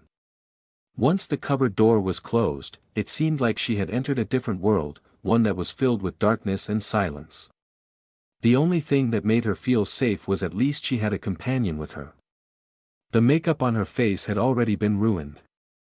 Holding her breath, Xiao Hui leaned toward the crack to try to take a look outside. She saw the chains glint in the dark. The doctor stopped at the door. He used the hammer to knock on the door before walking into the room. Xiao Hui's heart was racing at an impossible pace. She bit on her finger and shrank deeper into the cupboard, her heart praying softly, "Please don't come any closer, please don't come any closer." Her prayers were answered because the doctor only took a look around before he left. Xiao Hui sighed in relief and lightly shook the arm of the person beside her. "The monster doesn't seem to have spotted us. We'll wait for a little longer, and then we'll go. Meet up with the rest." Only Xiao Hui's voice could be heard echoing inside the cramped cupboard. She waited for a response, but there was no answer. She frowned, feeling something was wrong as she turned to look at the man. The man hiding inside the cupboard with her had an average frame, neither thin nor fat. Definitely not Monkey or Lao Zhao. Brother Feng is taller than this, and He San is smaller. Xiao Hui called out cautiously, "Lao Song." There was still no answer. Xiao Hui's heart cracked with tension. "Wait a minute, Lao Zhao did say there was an eighth member among us." Xiao Hui's blood started to chill, and her breath caught in her throat. Xiao Hui slowly pulled out the phone in her pocket. She turned her phone to the side, its cold light flashing. In the sealed compartment, a deathly white and completely unfamiliar face was staring right back at her. The phone slipped from her fingers, and after 2 seconds of absolute silence, an ear-splitting scream escaped from within the cupboard. Xiao Hui scooted back in an attempt to escape, but the cupboard was only so big. In her desperation, the back of her head knocked against the cupboard wall, and perhaps from the pain or perhaps due to the shock, this fashionable girl collapsed to the floor of the cupboard with her head lolling to the side, appearing as if she was about to die in a few minutes. "Didn't I already warn you guys not to use your phones inside my haunted house?" Chen Gok pushed the cupboard door open, picked up the phone from inside the cupboard, and shoved it inside Xiao Hui's pocket. Then he used his own to contact Su Wan. "Xiao Wan, temporarily make them stay away from the first floor." After giving the order, he carried Xiao Hui into the bathroom.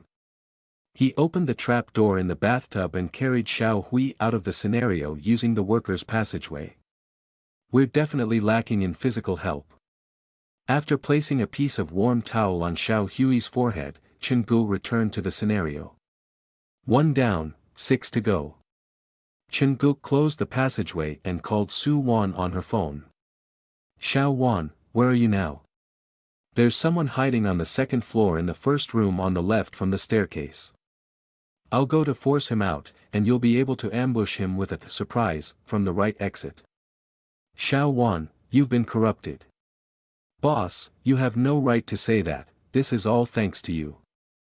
Monkey was stranded alone on the second floor, his eyes and ears staying alert to his surroundings.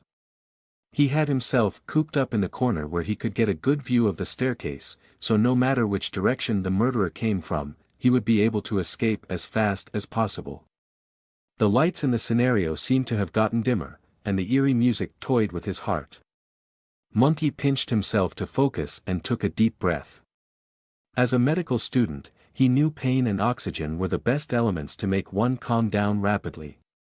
Monkey went through what happened earlier in his mind.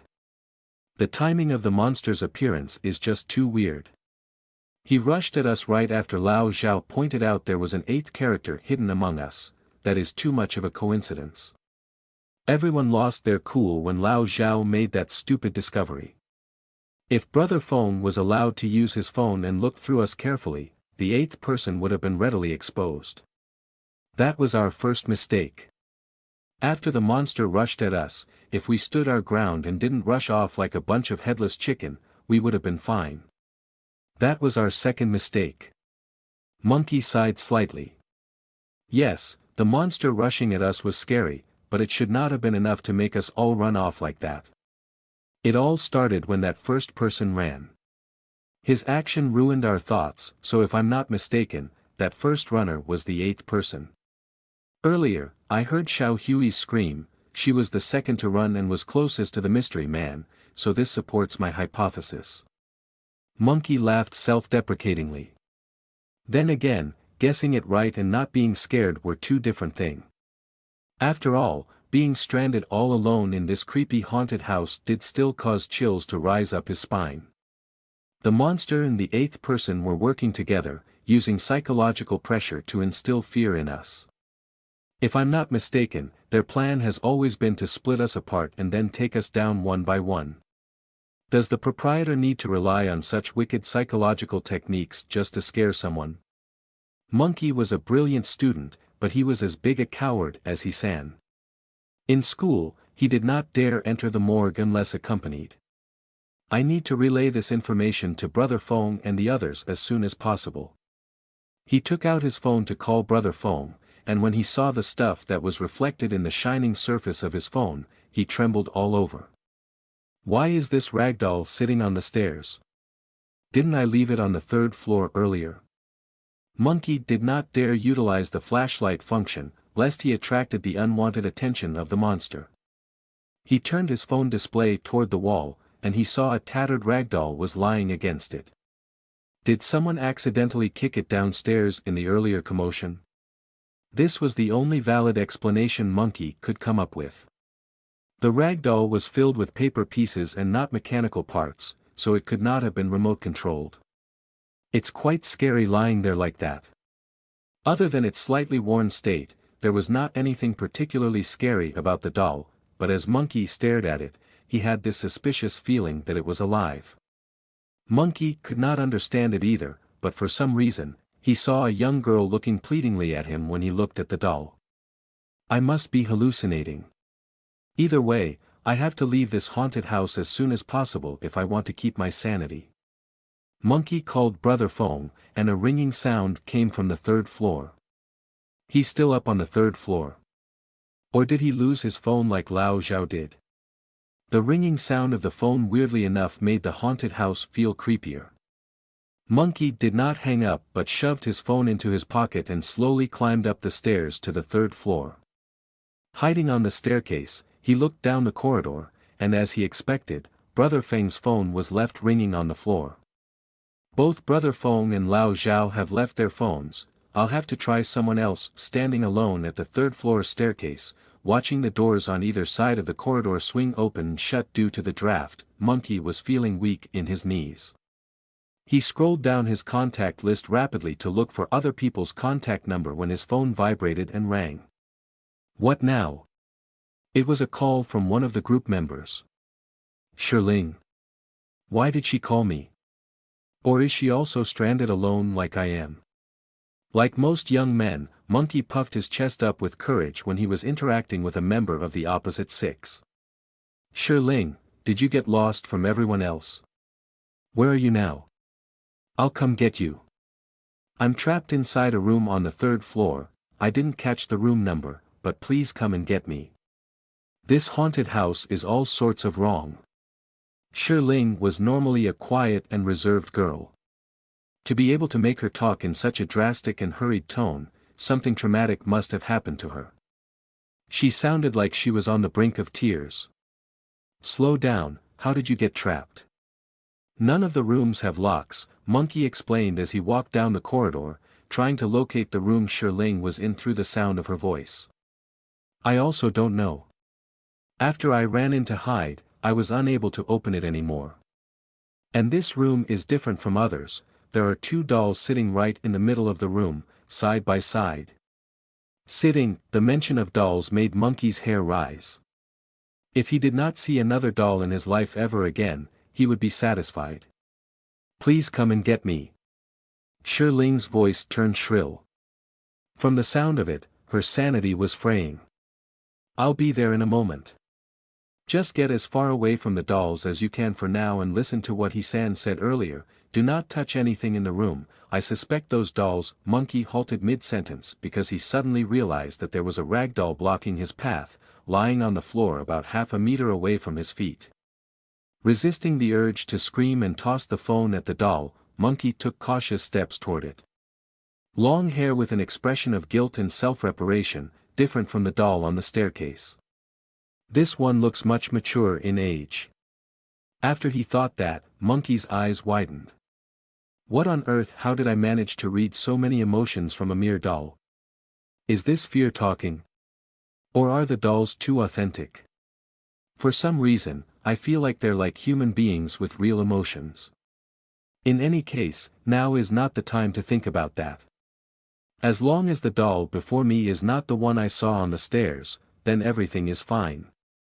At least this proves that the dolls don't know how to move on their own. Things aren't as bad as I imagine. Focus, the most crucial mission now is to rescue Ling. Monkey shook his head violently, trying to steady his mind. He cheered himself on. I'm merely scaring myself. If the doll from the staircase was indeed following me, she would not have appeared in front of me, right? She should be behind me. This is merely a trick by the boss, there's no need to be afraid. To convince himself, Monkey turned to look behind him. See, there's nothing. Monkey's eyes zeroed in on a spot about 1 meter behind him, and the rest of his sentence was forcefully cut off. There it was, a rag doll lying quietly on the floor. If not for the fact he could barely control his limbs anymore, Monkey would probably have smacked himself on his lips. He swore to never curse himself inside a haunted house anymore. Separated from his group, stranded with no help, standing in the middle of a darkened corridor, chased by a crazed murderer that could appear at any moment, and haunted by dolls that would be there wherever he turned to look. This kind of hellish haunted house experience made Monkey's breathing unsteady.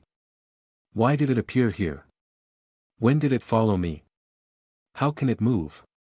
His brain was swamped with endless questions, his composure was brutally shattered, and his hands that held the phone were shaking violently. Monkey, where are you? Please come save me. I feel like the dolls in the room are looking at me. I swear to God, they are. A maddened voice screamed through the phone. Ling's situation was not looking so good either. Sister, I'll save you, but who is going to save me? Monkey instinctively took a step back from the source of danger. He felt like something was tugging at his ankle. He turned to look at the doll that was originally a distance away from him was lying beside his shoe. The black hair felt weirdly authentic, and the burned face was turned upwards. The facial features were completely ruined, but it gave a peculiar feeling. It's smiling. Monkey could not explain why this thought would appear in his mind, and honestly, he did not to understand why. The things that he had experienced in the past 10 minutes were about to break his sanity. He bit on his lips and nudged his feet, trying to leave. Perhaps it was fear, or perhaps he had been standing for far too long, but the muscles on his calves shrank, and a shot of pain tore through his heart. Cramps. Monkey toppled to the ground. He had given up on his dignity. Clutching his legs, he screamed, "Is someone there? I quit. I quit. Help me, please." Chen Gu and Su Wan were stuck on the first floor at the time, hauling Lao's song, who was scared dumb, out of the scenario through the workers' passageway when they heard the blood-curdling scream from the third floor. Safety was their first priority, so neither of them dared dawdle and ran up to the third floor. After they entered the corridor, Chingu saw Monkey rolling on the floor. He had Xiao Wan retreat, and he walked over to the young man with his flashlight on. "Are you alright? I quit. I quit forever, please let me go." One could say that Monkey was a changed man. Chingu did not promise anything but squatted down to press on Monkey's knees. "Exert force and try to straighten your knees."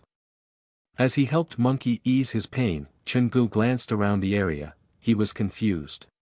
Neither Xiao Wan nor myself were even close to this place, so why did this fella get so scared? Other than the two ragdolls on the floor, there was nothing out of place. Thus, Chingu asked, "Brother, what spooked you so?" "Do you even need to ask?" Monkey's eyes were red, and like a scorned woman, he grumbled, "These two ragdolls were chasing after me, you were controlling them, weren't you? You sick bastard. These two ragdolls were chasing after you." Chingu paused. He did not tell Monkey the truth lest he scarred the young man's mind forever. "In any case, let me get you out first." "Wait, there's another person trapped on this floor. She's gone almost mad, please save her as well." Monkey took out his phone to contact Shirling. When Monkey was not paying attention, Chingu picked up both of the dolls and held them in his palm. The dolls were small and could not be called exquisite, they were more like handmade dolls produced in children's arts and crafts classes. These two managed to scare an adult until his leg cramped up. Chingu used his finger to poke one of the dolls' faces. For some reason, he managed to feel a sense of reluctance from the doll at having her cheek poked but being powerless to stop it. Interesting. Following Shirling's scream for help, Chingu and Monkey managed to locate the room she was trapped in and opened the door from the outside. "Don't be scared, we'll get you out now." The girl paid Chingu no heed. She was quivering at the corner of the room, her lips quivering as she stammered senselessly, "The dolls are looking at me. No matter where I hide, their eyes keep following me." More dolls. Chingu looked toward the center of the room where two slightly larger dolls lay side by side. "They were sitting up earlier, I swear." Shirling's teary eyes were filled with fear. "I know, they're all parts of the haunted house's tricks." Chingu tried consoling the girl before walking to the dolls. One of them had a sewn beard while the other was wearing an apron over her normal clothes. Based on these details, these two should be the father and mother. He placed the dolls he had picked up earlier on the floor, and the four did look like a family. This matches the number of victims at Ping and Apartments' arson perfectly, and this murder by midnight scenario is inspired by Ping and Apartments, so could these four dolls actually represent the actual victims? As that thought entered Chin Ji's mind, he felt the black phone in his pocket vibrate. He pulled it out to take a look, there was new message. Spectres favored. Congratulations for triggering the soul hidden mission inside the murder by midnight scenario. The spirits still have some unfinished business in the mortal world. Help them fulfill their wish, and they would become helpful allies. Soul hidden mission. The scenario unlocked by the black phone comes with hidden missions. This was a huge discovery for Chingu. The unfinished business of the spirits from Ping and Apartments had to do with Wang Qi. Detaining him so that he would be punished by the law should resolve that business already, no? Chingu held Shirling and Monkey as he led them downstairs, but his mind was contemplating the hidden mission. After they exited the workers' passageway, Chingu did not return to the scenario immediately but rushed to the props room alone. He picked out Wang Qi's missing person notice from the bottom of the box. This thing could be useful to the victims. With an idea in his mind, Chingu returned to the room on the third floor where Shirling had been trapped in earlier. As he crossed the threshold, Chingu spotted something weird. The three dolls that represented the parents and elder sister were lying flatly on the floor, but the smallest doll was lying with her face down near the door like she was in the middle of escaping. Chen-go picked the doll up, and upon closer inspection, he had this curious sensation that the doll was playing dead, afraid of being discovered. For some reason, instead of feeling scared, he found it quite cute and charming. The victim's spirits are probably inside these dolls. Closing the door behind him, Chen-go sat down at the middle of the room. In that case, perhaps we can have a little talk. Chen-go sat alone in the dark room, talking to himself, while the 4 dolls sat before him. The scene was weird to say the least. Thankfully, there was no one else there to observe.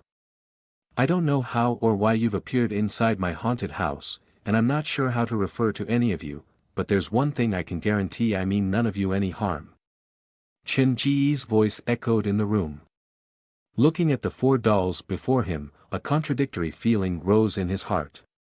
On one hand, he wished there was a response to confirm his suspicion, but on the other, he was afraid that the dolls would suddenly move to do something dangerous.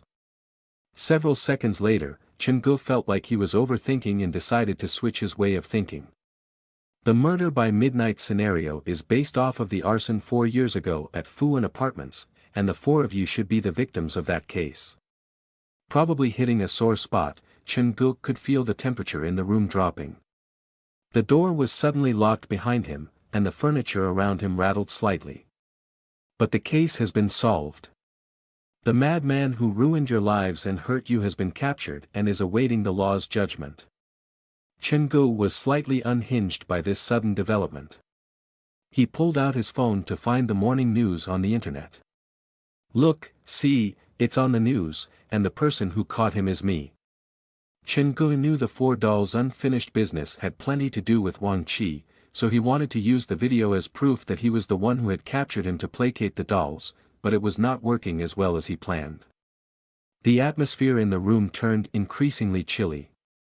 Chen-go was panicking, but he had no better idea. The inability to communicate between the 2 parties was his biggest hurdle. The lack of results unsettled Chen-go, but he did not plan to give up so easily. This haunted house was everything he had.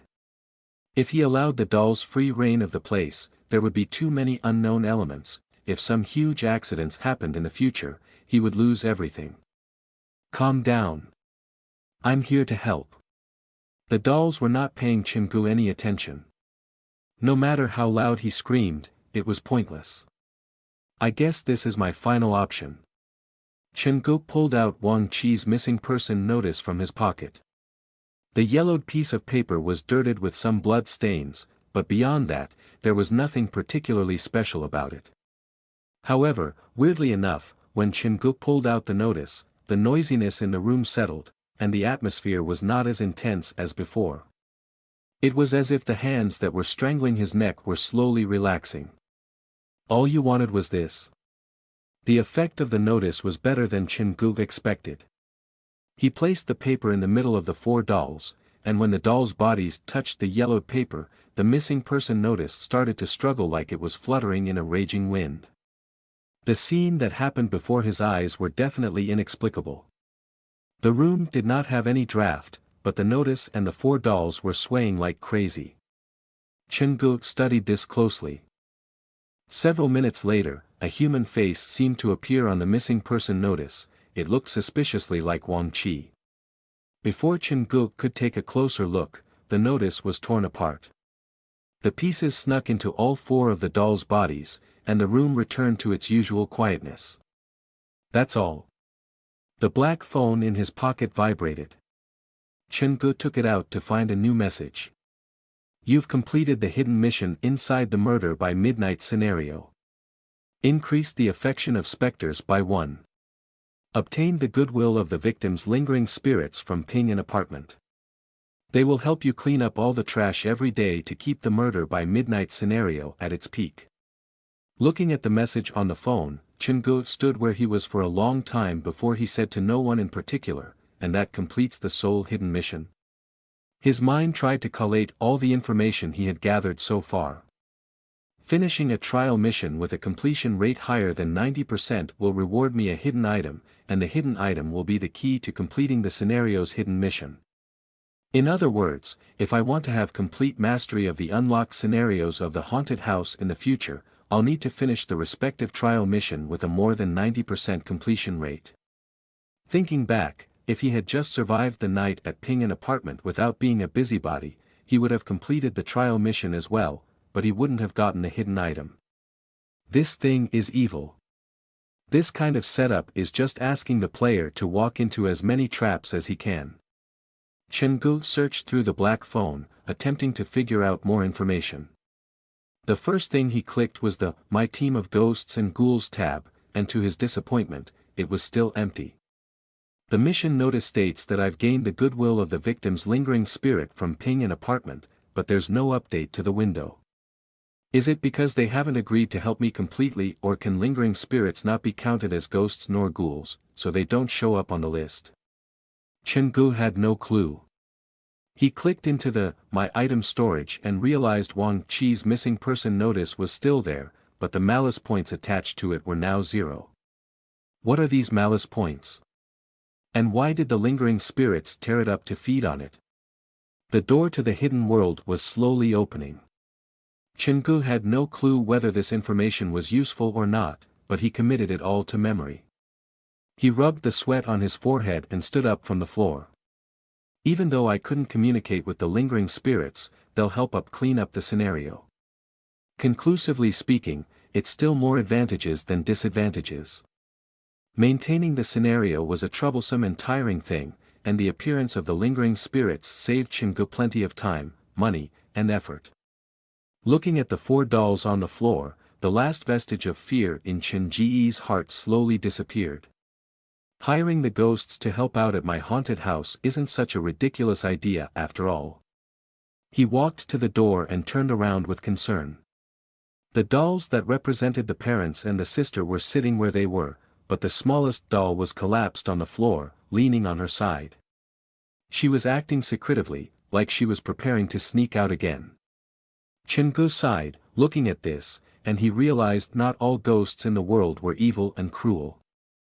For example, this smallest doll was like a kitten that was curious about the world, easily intrigued but a coward at her core. Little girl, stop running about. Be careful or you'll get stepped on.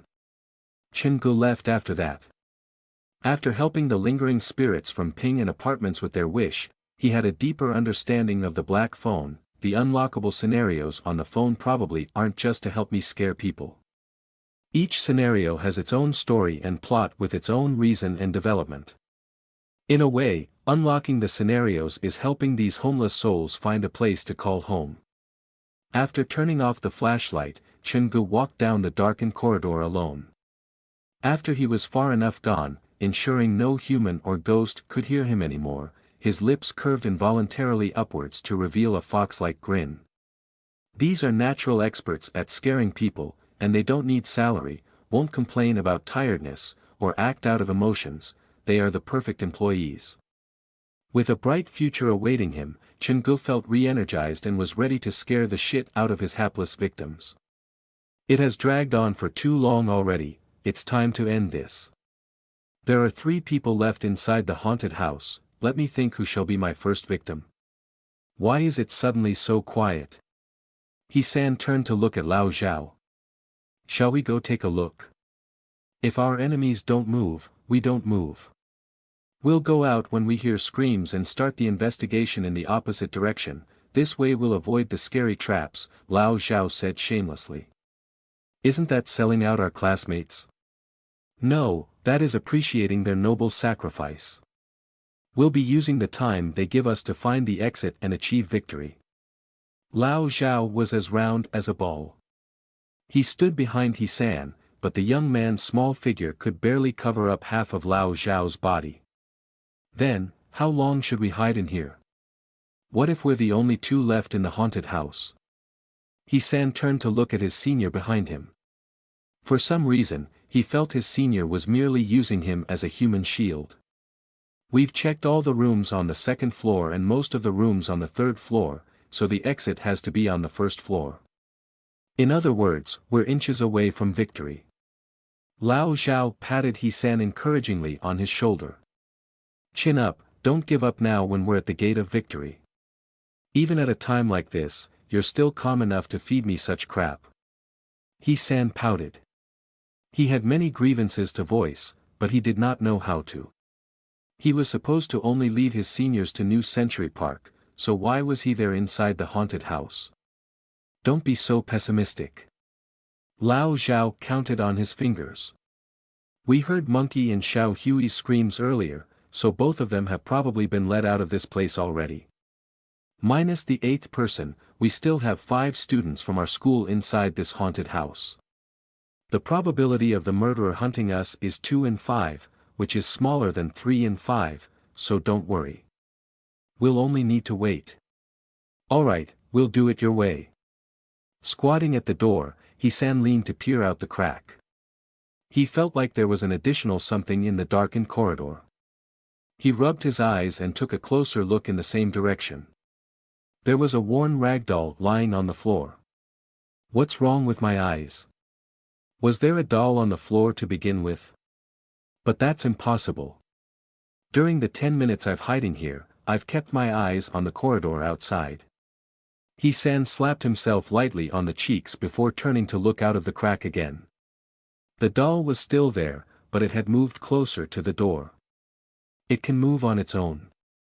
Am I imagining things from nervousness? He-san shook his head before peering out the crack again. This time, the doll had disappeared. This is weird. At the first floor's workers' passageway, Chen-gu put on the Dr. Skullcracker's garb after he had Su-wan leave to take care of the few students outside. He was going to catch the rest personally. Wearing the blood-soaked doctor's coat, curling the iron chains that were carved with human faces on his body, gripping the hammer, and putting on the human skin mask, be it from height or presence, Chen Ji's Dr. Skullcracker was more intimidating than Xiao Wan's. These youths want to fight an extended battle with me? The chains clinked viciously with his every step. It might have sounded eerie, but the greatest weakness was that it would give his location away. Chen-gu roamed the scenario for about 5 minutes but could not find anyone. Boss, I can't spot them on the cameras. They should be hiding inside the many rooms, you'll need to check them one by one. Su-wan's voice came into his ear. Speaking of which, I suggest we install surveillance camera in every corner of the haunted house. Now, with only cameras on the intersecting corridors, there are too many blind spots. We'll think about that when we have the money. Chen-gu used his mallet to push the door of each room open. When he reached a corner on the 2nd floor, he spotted a doll leaning against one of the doors. Little girl, why are you here, leaning against this room door for no reason? Chen-gu scratched his chin with the mallet, and the truth soon dawned on him. I know, you're telling me there's someone hiding inside this room, right? Pretending like he did not notice anything, Chen-gu walked away from the door. When he was about 10 meters away, Chen-gu picked up the chains that dragged along the floor and leaned against wall to silently move toward the door. Utilizing the blind spot, he half-squatted and peered in through the crack of the door. Inside the room, He-san and Lao Zhao were squeezed behind the door with their palms over their mouths. The sound of chains has disappeared, the murderer should have wandered off already. Lao Zhao's face was pale beyond belief, but he made sure his tone sounded calm to maintain his dignity as the senior. Actually, I'm not one bit scared. Based on my analysis, since the murderer just came up from the 1st floor, he won't be returning to it anytime soon. This is our chance. He used plenty of energy to push himself off the floor. Now is the perfect time for us to go to the 1st floor. We'll be able to avoid the killer and achieve victory. Xiao-san, you take a look out the door. If the murderer has wandered off already, we'll move out instantly. He-san felt like Lao Zhao was making some sense. He did not argue and leaned against the door to look out the crack. He felt something like warm breath blowing on his face. What He-san saw this time was different from before. There was no darkened corridor or creepy doll but bloodshot eyes staring back at him from the other side of the crack. He-san felt like his soul almost left his body. He collapsed to the floor dramatically and shuffled away from the door. This spooked Lao Zhao as well. What did you see? The answer that Lao Zhao got was the door knob being twisted open. The old door was slowly pushed open, and a bloodied shadow radiating evil and resentment hovered at the door. Seeing this, Lao Zhao kept retreating even though his back was already firmly pressed to the wall. You shouldn't lean so hard against the wall, what if there's someone inside it? Chenggu silently poked his hand into the pocket and pressed the prop option that was available on the black phone. Lao Zhao was so scared that his fatty body was shaking all over. Before he understood what Chenggu meant by that sentence, something suddenly poked into his back. He turned to look back over his shoulder instinctively, and the wallpaper behind him had opened on both sides to reveal an expressionless woman who was embedded inside the wall. His brain went blank, and something akin to his breath left Lao Zhao's body. He fell to the floor butt first, and his eyes rolled back in his head. Your experience is now officially over, let me get you out. As Chenggu said so, there was suddenly the sound of a mirror shattering coming from the third floor, which was closely followed by Brother Feng's scream. Chenggu called for Xiao Wan to come get He-san and Lao Zhao while he raced upstairs. Following the voice, Chenggu found Brother Feng inside one of the rooms, waving a wooden chair before him like he was in the middle of fighting some unknown force. He pulled down his mask and waited until Brother Feng tired himself out and slid to the floor before he walked into the room. What happened? Chenggu gingerly pulled the wooden chair away from Brother Feng and tossed it to the side. Brother Feng was in a highly unstable state. His eyes were filled with such fear that Chenggu worried the young man was going into shock. Did you come across some weird things? Several seconds later, after Brother Feng caught his breath, he raised his finger and pointed toward the toilet weakly. Mirror. The word, which could not have been more common, caused Chen Ji's expression to shift. After placing Brother Feng on the bed, he walked into the toilet. The mirror on the wall had been shattered, and the glass pieces littered the floor. Earlier, after He-san's fainting incident, Chenggu had used black cloth to cover up all the mirrors in the haunted house. There had been no accident since then, and with the unlocking of a new scenario, he should have been more alert, but he had not been. He was partly responsible for this accident. For any entertainment establishment, once it was labeled with the rumor of being a safety hazard, business would definitely be difficult, and Chenggu was acutely aware of that scary fact. He picked up one of the pieces of the floor, and looking at his reflection inside it, he promised, I need to deal with this thing as soon as possible. Like human beings, ghosts also had the separation of good and evil. The monster in the mirror was definitely evil, Chenggu was sure of that. It was naturally aggressive and was probably hiding some horrible secret. He-san's fainting spell and Brother Feng's incident raised the alarm within Chenggu, making him feel pressured. Covering the mirrors with black cloth was not a permanent solution. The thing inside the mirror was fast becoming a blockage for the haunted house's expansion.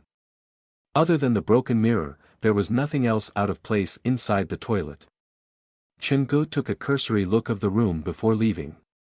With the hammer in his grip, he sat down beside Brother Feng. Do you mind telling what happened earlier? After a few minutes of rest, Brother Feng's breathing finally stabilized, however, his face was still startlingly pale. I don't think I'll be to explain it. No worries, just tell me whatever you remember. Chenggu studied Brother Feng quietly. This young man was different from He-san, who fainted directly. His mental tolerance was obviously higher than He-san's, an observation supported by the fact that at least he showed resistance. Brother Feng tried to sit up in bed, the fear still circling in his eyes. At the time, I was chased by one of your workers, so I ran into this room to hide. Initially, everything was fine, but later, I started to hear someone calling my name. Someone was calling your actual name? It's not that. It's more like I felt like I was being summoned. Brother Feng scratched his head. The source of the sound was inside this room, and it took me a long time before I was able to find the source. At this point, the fear in his eyes deepened. The voice came from the mirror inside the toilet. It was saying something, but I couldn't really understand it. All I know is it had something to do with me. And then Chen-Go memorized every word that came out of Brother Feng's lips. This would be valuable information when he dealt with the mirror monster. And then I stood in front of the mirror, trying to understand what was really happening. I tried to remove the mirror from the wall, but when my hands touched it, the voice beside my ears suddenly picked up. My consciousness started to waver, and for some reason, the reflection of myself in the mirror started to shift. Brother Feng's eyes kept glancing at the toilet, afraid that some monster might jump out of it at any moment. I stood in front of the mirror, but the reflection in the mirror wasn't me. Normally, I would be afraid, but what happened next still sends shivers down my spine when I think of it. What happened? Brother Feng said seriously. At the time, I didn't feel any fear or apprehension. It was like everything couldn't have been more normal. I started to lean toward the mirror, and when my face was close to the surface, I could see the face of the other me also leaning close. The face that stared at me was mine, but for some reason, it felt very unfamiliar. If you want me to point out why, I can't really tell you, but it's just a feeling that the face that stared back at me wasn't mine. Out of the corner of my eyes, I could see my hands rising even though my brain didn't register such a command. My hands pressed against the surface of the mirror like I was trying to crawl into it, or that's not right, it felt more like I was trapped inside the mirror, and I was trying to crawl out of it. During the nightmare mission, Chen-Gu had gone through the same thing. Looking through the recording on his video, his body was indeed slowly leaning against the mirror. Then, how did you remove yourself from this situation? It's also thanks to the mirror. This answer surprised Chen-Gu. At the time, it really felt like my body was no longer under my control until I saw a rag doll lying behind me through the reflection inside the mirror. A rag doll? Yes, similar to the dolls I saw lying around the other rooms. It's the size of an open palm and had a sewn beard on its face. Brother Feng used his hands to measure out the size for Chen-Gu. The sudden appearance of the doll caused my brain to scream with alarm, and fear spread through my body like wildfire. There was only one thought on my mind: then escape. However, the body refused to listen to my command. The mind and the body started fighting. Brother Feng described it in a placid tone, but Chen-Gu could imagine how dangerous it was. After that, I heard He-san scream coming up from the second floor. That seemed to do the trick and break the spell. The fear in Brother Feng's eyes had dissipated slightly. I was so scared that my first instinct was to grab the nearest wooden chair to swing at the mirror. Your haunted house is so scary and atmospheric that I completely forgot I was inside a park attraction. At this point, Brother Feng suddenly remembered something and smiled apologetically at Chen-Gu. Everything I told you is the truth, there's no exaggeration or anything. I will pay the replacement fee for the mirror in full. That won't be necessary, I'm just glad that you're safe. Chen-Gu stood up, and his eyes wandered about the room. By the way, where is the doll that you saw now? Brother Feng hesitated before answering. I seem to remember kicking it under the bed. That's also part of your props, right? I'm sorry. Chen-Gu squatted down and pulled out the doll with a dusty footprint on it out from under the bed. He patted the dust off its body and said, "You should thank this doll, it was he who saved you." The doll saved me? If you say so, thank you, so can I go now? Brother Feng inched subconsciously backward, and his face paled considerably. He could feel the odd presence surrounding this haunted house's proprietor, but since Chen-Gu did come to save him, he forced out a polite thank you. If I told you that everything that you experienced earlier wasn't part of the haunted house's props or special effects and was all real, would you believe me? Wearing the blood-soaked outfit, cradling the tattered doll, Chen-Gu tilted his head to the side as he posed this question to the young man. The poor Brother Feng, who was about 190 centimeters tall, was curled up like a little girl at the corner of the bed and answered with a tone laced with helplessness, "I don't know, you tell me, should I believe it or not?" Brother Feng curled up even more. Looking at Chen-Gu, who stood in the middle of the room, he could envision the man killing people and cutting up body parts just to add to the authenticity of his haunted house. He started to fear for his life. Look at you, all serious. I'm just kidding. Chengu was quite disappointed. He asked that question because he spotted something unique in Brother Feng. With a little push from the doll, Brother Feng managed to break free from the mirror monster's control and even fought back. His constitution was stronger than most and could have been a valuable ally. This was what Chengu admired about the young man. If possible, Chengu wished to befriend him and asked for his help to deal with supernatural events like the spirit inside the mirror. That was Chen Ji's intention. Alas, Brother Feng was far too distraught to catch the hidden meaning. Looks like I can only depend on myself, Chengu thought to himself as he locked the door to the murder by midnight scenario. When he helped Brother Feng go down the stairs, the black phone in his pocket vibrated. Chengu jumped from shock. He quickly pulled out the phone, afraid that it might be some bad news.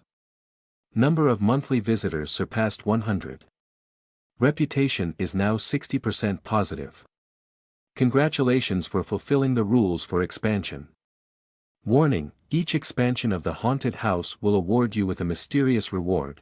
After 3 expansions, the haunted house will upgrade to a maze of terror. I can expand so soon. Expansion was a good thing, but temporarily, that was not part of Chen Ji's plan. The most crucial thing was still removing the stuff inside the mirror. After exiting the haunted house, the sun shone gloriously on the steps. The students from Zhejiang Medical University were collectively collapsed in front of the haunted house. They were either holding their heads in their palms or hugging their legs. Some had tears staining their makeup while others looked aimlessly up at the sky. The occasional twitching on their faces was the only sign that they were still alive for some. Chengu felt a sense of déjà vu. However, the devastation this time was much greater than before. In just a mere 40 minutes, the group of spirited youths had experienced such a drastic change, it was near miraculous. The surrounding visitors were mumbling and pointing among themselves, but Chengu did not think too much of it. After all, if it wasn't exciting, how could it be called a house of horrors? He dropped Brother Feng to the ground, completing the collection. The whole happy family was finally together again. Xiao Chen. Come here. The gathering crowd once again attracted Uncle Su's attention. The middle-aged man had on an expression that said, "What am I going to do with you?" when he saw Chengu. Explain yourself, what is it this time? You already scared someone until he fainted last time, and this time you toppled 7 in one go. Are you that insistent on getting our park on the headlines? Chen Ji's eyes darted around, and he coughed drily. They came to experience the haunted house, and what I did was present to them the best service, so how is this my fault? Furthermore, I can promise I had 0 physical contact with them, which you can check on the security footage. Everything is all within the required rules of operating a haunted house. Stop acting dumb. If that's the case, how do you explain the bump on the back of her head? Uncle Su surreptitiously pointed at the back of Xiao Hui's head, afraid that he might accidentally scare the poor girl, and he kept his voice to a whisper. Uncle Su, I swear, I'm completely innocent on that count. I was running ahead, and she pulled on my shirt as she ran behind me. I crawled into the cupboard to hide, and she wanted to follow me. All I did was lie there quietly. It was she who turned on the flashlight to shine on me. It almost blinded my eyes, but before I could say anything, she knocked herself on the wall of the cupboard. See, I'm also a victim here. Chengu described the truth, with only a slight variation. In other words, you're the one who has suffered. Isn't that obvious? Stop treating this like such a joke. Be more careful and attentive in future, and make sure this doesn't happen again, Uncle Su advised him with a sigh. What if you cause an accident? Or your client happens to be someone unreasonable? It'll greatly influence your haunted house's future. I know. Is there any more kind advice? Chengu didn't directly retort, but he grumbled internally, if there is really someone unreasonable, I'll just give them the love letter. We'll see who's more unreasonable then. Uncle Sue stared at Chingu and knew perfectly well that his words would not be heeded. He sighed to himself and continued several seconds later. Xiao Chen, I know it's not required for you to listen to me, but certain things have to be said now that your parents are no longer here. I'm listening. This morning, Su Wan said you were on television, claiming that the key witness who helped solve the arson case 4 years ago is you. Uncle Su did not look one bit happy. Yes. Why would you go to a haunted house late at night? Do you know how dangerous that is? Those are murderers.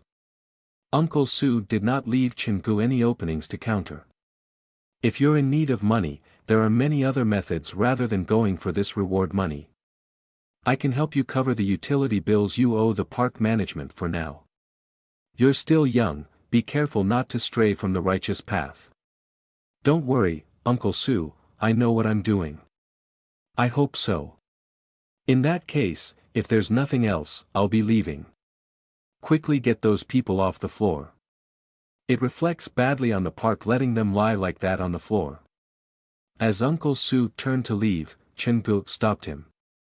What's wrong? Uncle Su, I really do have a favor to ask, Chingu said shyly.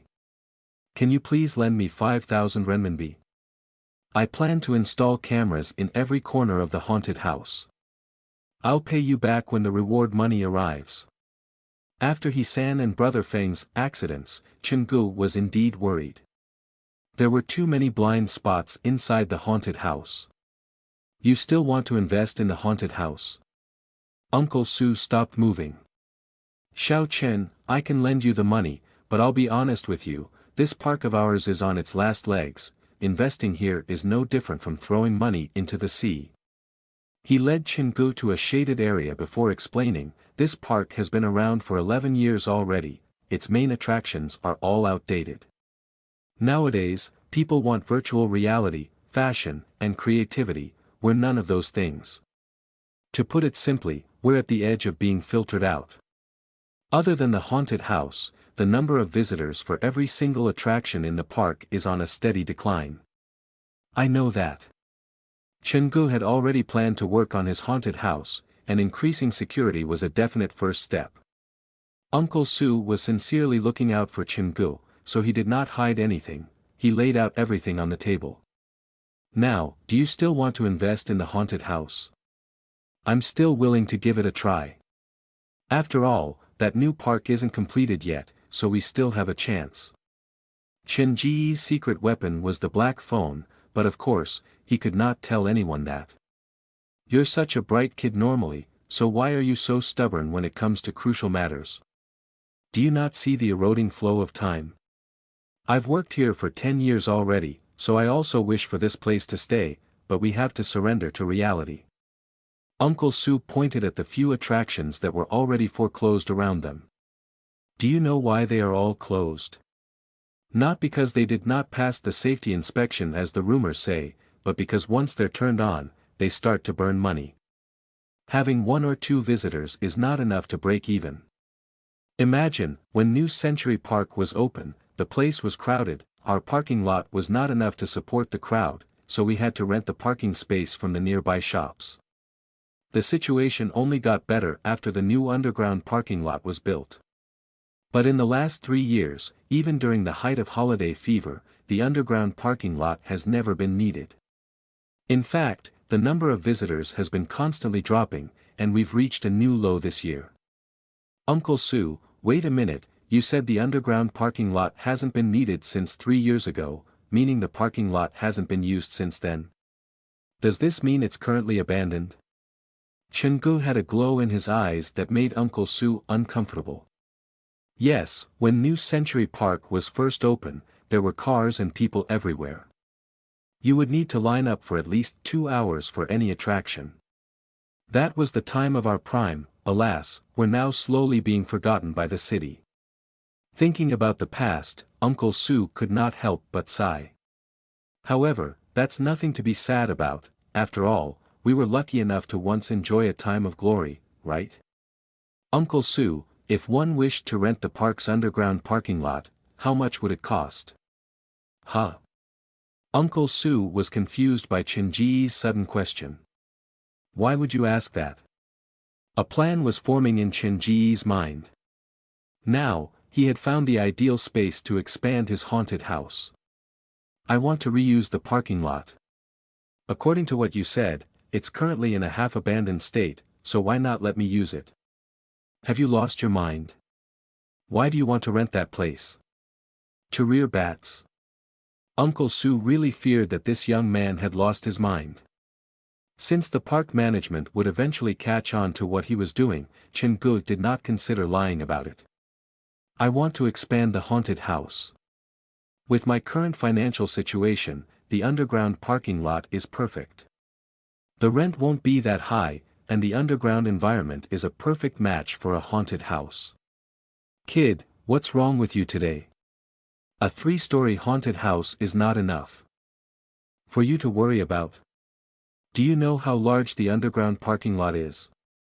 Even if the management is willing to rent it to you, when you finish setting up the place, the park will already be closed. Uncle Sue shrugged. Don't be stupid, you had better focus on your work. Uncle Sue, I'm serious. Do you think I'm joking with you? After switching the walkie-talkie back on, Uncle Sue wandered back to the crowd. When he was several steps away, he turned back to tell Chin-gu, I'll give you the 5,000 tomorrow morning, but make sure you keep your feet firmly on solid ground, stop imagining the impossible. I know. Chin-gu followed behind Uncle Sue. Looking at the crowd that had gathered in front of his haunted house, he pouted. In any case, I don't feel like the number of visitors has decreased. After all, my haunted house has always enjoyed a 0 visitor rate before this. After squeezing through the crowd, Chin-gu stood beside the group of students and said, Rested enough already? If you don't get up soon, these people are going to think I did some immoral things to all of you. Give me a few more minutes, your haunted house needs some time to digest. What are you looking at? I'm not afraid. I merely sprained my ankle when I was in there, so that's why I can't get up now. Everyone looks like a killer to me now, what am I to do? Stop being so stubborn, we lost to his haunted house this time, Monkey said as he climbed down the steps. He waved the 5 stars review he just submitted on the haunted house on his phone before Chin-gu and stood before the man saying, but don't think that's the end of this. We're not going to surrender so easily. Meaning you all plan to come back tomorrow? If not for the fact we have exams tomorrow, do you think would really be afraid of the challenge? Monkey sounded rather brave if only his pale lips could stop quivering and his legs could stop shaking. Either way, my doors are always open for business should any of you want to come again. Chin-gu was close to treating the students from Zhejiang Medical University as his lucky charm. I will not be coming back again. You'll have to drag my dead body here if you want me to come back here. He-san looked gloomily at Chin-gu. It looked like the young man was truly scarred by the bloodshot eye in the crack of the door. Junior, be careful what you wish for. Xiao Hui stood up with help from He-san. She glared at Chin-gu. You're the first man who has made me cry to the point that my makeup is all ruined, I'll definitely remember you. Noticing the bump on the back of Xiao Hui's head, he did not have the heart to fight back, so he merely smiled. The group of medical students headed toward the entrance of the park, holding each other for support. When Chin-gu thought they had left, Brother Feng came running back to him alone. With a complicated expression, he told Chin-gu, I've been thinking about your question. I am still unable to believe that they're real, if anything, it's probably explainable using theories related to psychological trauma and stimulus. Chin-gu knew what he was referring to. Perhaps, by the way, I haven't gotten your full name. It's He-feng, I'm older than most of them and will be starting my residency in a few days. Pleased to make your acquaintance, hopefully we'll meet again soon. After they exchanged phone numbers, Chin-gu returned to the haunted house. He closed the gates and placed a sign saying temporarily closed for maintenance on it. Boss, there are still many visitors waiting outside. Why are we closing? There's a little problem, so we'll call it a day. Do you mind explaining it to the customers? Chingu took off the Dr. Skullcracker outfit and went back to the props room to cut up some black clothes before he headed back up the murder by midnight scenario. He started covering all the mirrors, but there were too many rooms, and he soon ran out of cloth. This scenario is too big. Before the cameras are ready, I cannot risk the visitors' lives by having them up here, it's too dangerous. After locking up the door to the murder by midnight scenario, Chingu returned downstairs. The visitors outside the haunted house had mostly left. Only 1 or 2 visitors still remained. Xiao Wan, you can remove your makeup. It's time to go home. After saying goodbye to Xiao Wan, Chingu returned to the staff break room. He hadn't had a real rest since the day before, so he fell asleep the moment his head hit the pillow. With the arrival of night, silence fell over the haunted house like a blanket. Suddenly, a weird sound like someone was sawing something shattered the peaceful quiet. In the staff break room, Chen Ji's eyes slowly peeled open. He glanced at the phone. It was 1:10 a.m. He turned to bury his head under the pillow, but the weird sound kept drilling itself into his ears. Am I dreaming? Who is making all that noise? Every single prop in the haunted house was handmade or upgraded by Chingu, so he knew that no prop in the building would make a sawing sound. After only 6 hours of sleep, Chingu was still feeling a bit blurry. He pinched the inside of his leg hard to wake himself up before putting on his clothes and grabbing an iron hammer out of the nearby toolbox. He switched on the flashlight and pushed the door of the break room open. The haunted house at midnight was many times scarier than it was during daytime. Chingu leaned against the door, not in a hurry to go out. Can't be a burglar. Would any sane person choose to rob a haunted house near midnight? Can't be the rats either, the sound of their chewing wouldn't be so loud and clear. After vetoing these 2 normal possibilities, Chen Ji's mind wandered toward the not-so-normal possibility. Could it be that the monster has escaped from the mirror? Due to a lack of cloth, not all the mirrors on the 3rd floor's murder by midnight scenario were covered up. He stared down the darkened hallway and retreated back into the break room. He only dared wander out after grabbing the doll his parents left behind for him. The sound came from above, so Chingu followed the sound up the stairs before stopping at the door to the murder by midnight scenario. As I expected, it's coming from here, but now it's unclear whether the source is the lingering spirits from Ping and Apartments or the mirror monster. Chingu hesitated at the door. Honestly, he too was not that willing to enter a scary scenario so late at night. However, allowing himself to be tortured by the sawing sound was not a valid solution either. Chingu gripped the hammer in his hand and said in his heart, I have the specter's favored title and have received the goodwill from the residents of Ping and Apartments' lingering spirits. Therefore, even if it is the thing from inside the mirror, it won't be able to do me much harm. He was reminded of what happened to He-san. It was Xiao Wan's sudden appearance that ruined the thing's plan, so in a way, the monster probably was not as powerful as he made it out to be. I have to go in. After all, I'll need to deal with it eventually. The more I know about it, the greater the confidence I'll have in dealing with it. Chingu calmed himself down. He told himself, he was not afraid of the monster itself but rather the unknown it represented. After pushing open the door, a faded smell of mold drifted into Chen Ji's nose. This place was getting closer to the actual environment of Ping and Apartments by the hour. The room doors on both sides of the corridor were half closed. Chingu held the phone in one day while the other grabbed hold of the hammer. The sound of sawing intensified, a sign that Chingu was getting close to the truth. He walked through the entire 3rd floor before stopping at the door that he was sure the sawing sound was coming from.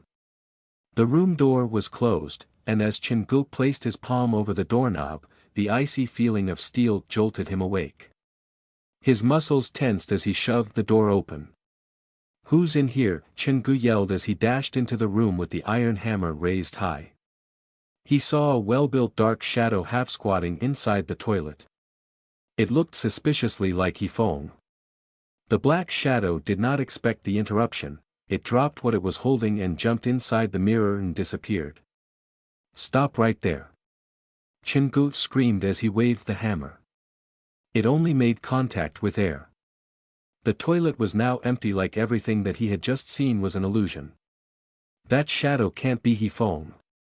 Why would it have a similar build to Hifeng? Standing before the mirror, Chingu looked at his reflection, and he felt weirdly uncomfortable.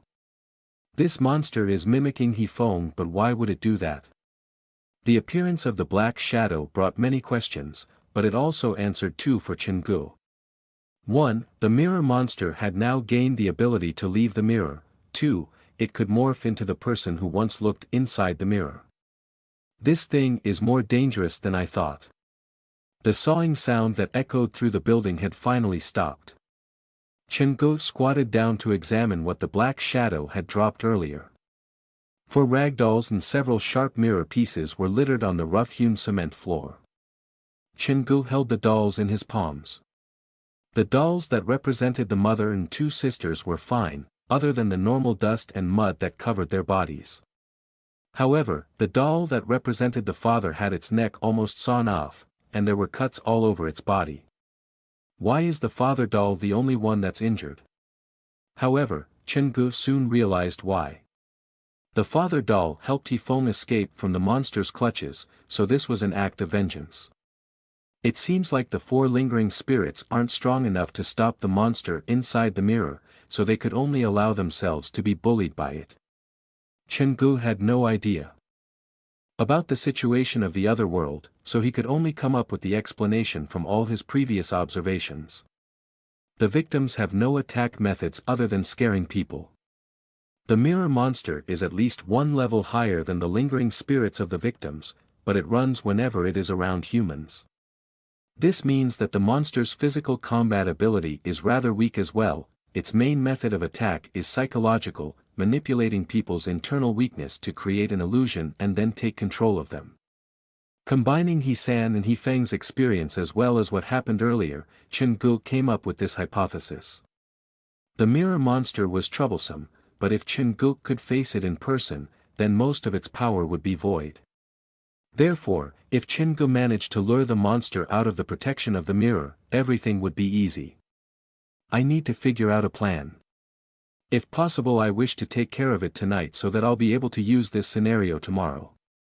Chingu was cool and collected. The monster inside the mirror was acting more and more wantonly, so if he did not deal with it soon, he would not be able to operate the haunted house peacefully. Chingu hugged the 4 dolls in his arms as he left the murder by midnight scenario. He locked the door behind him before going to the props room. As he sewed the cuts back up, he tried to come up with a plan. The creature is highly aggressive and seems to have a curious interest in live humans. So the simplest way of luring it out of the mirror is to use a live human as bait. Chingu was a master seamstress because he patched up most of the injuries in just a few minutes. But the real question is, after I've lured it out, how do I kill it? Rumors say that ghosts are all afraid of salt and garlic, but must I risk my life to try out such hearsay? Chingu thought about it before deciding to log into the supernatural forums to ask the experts.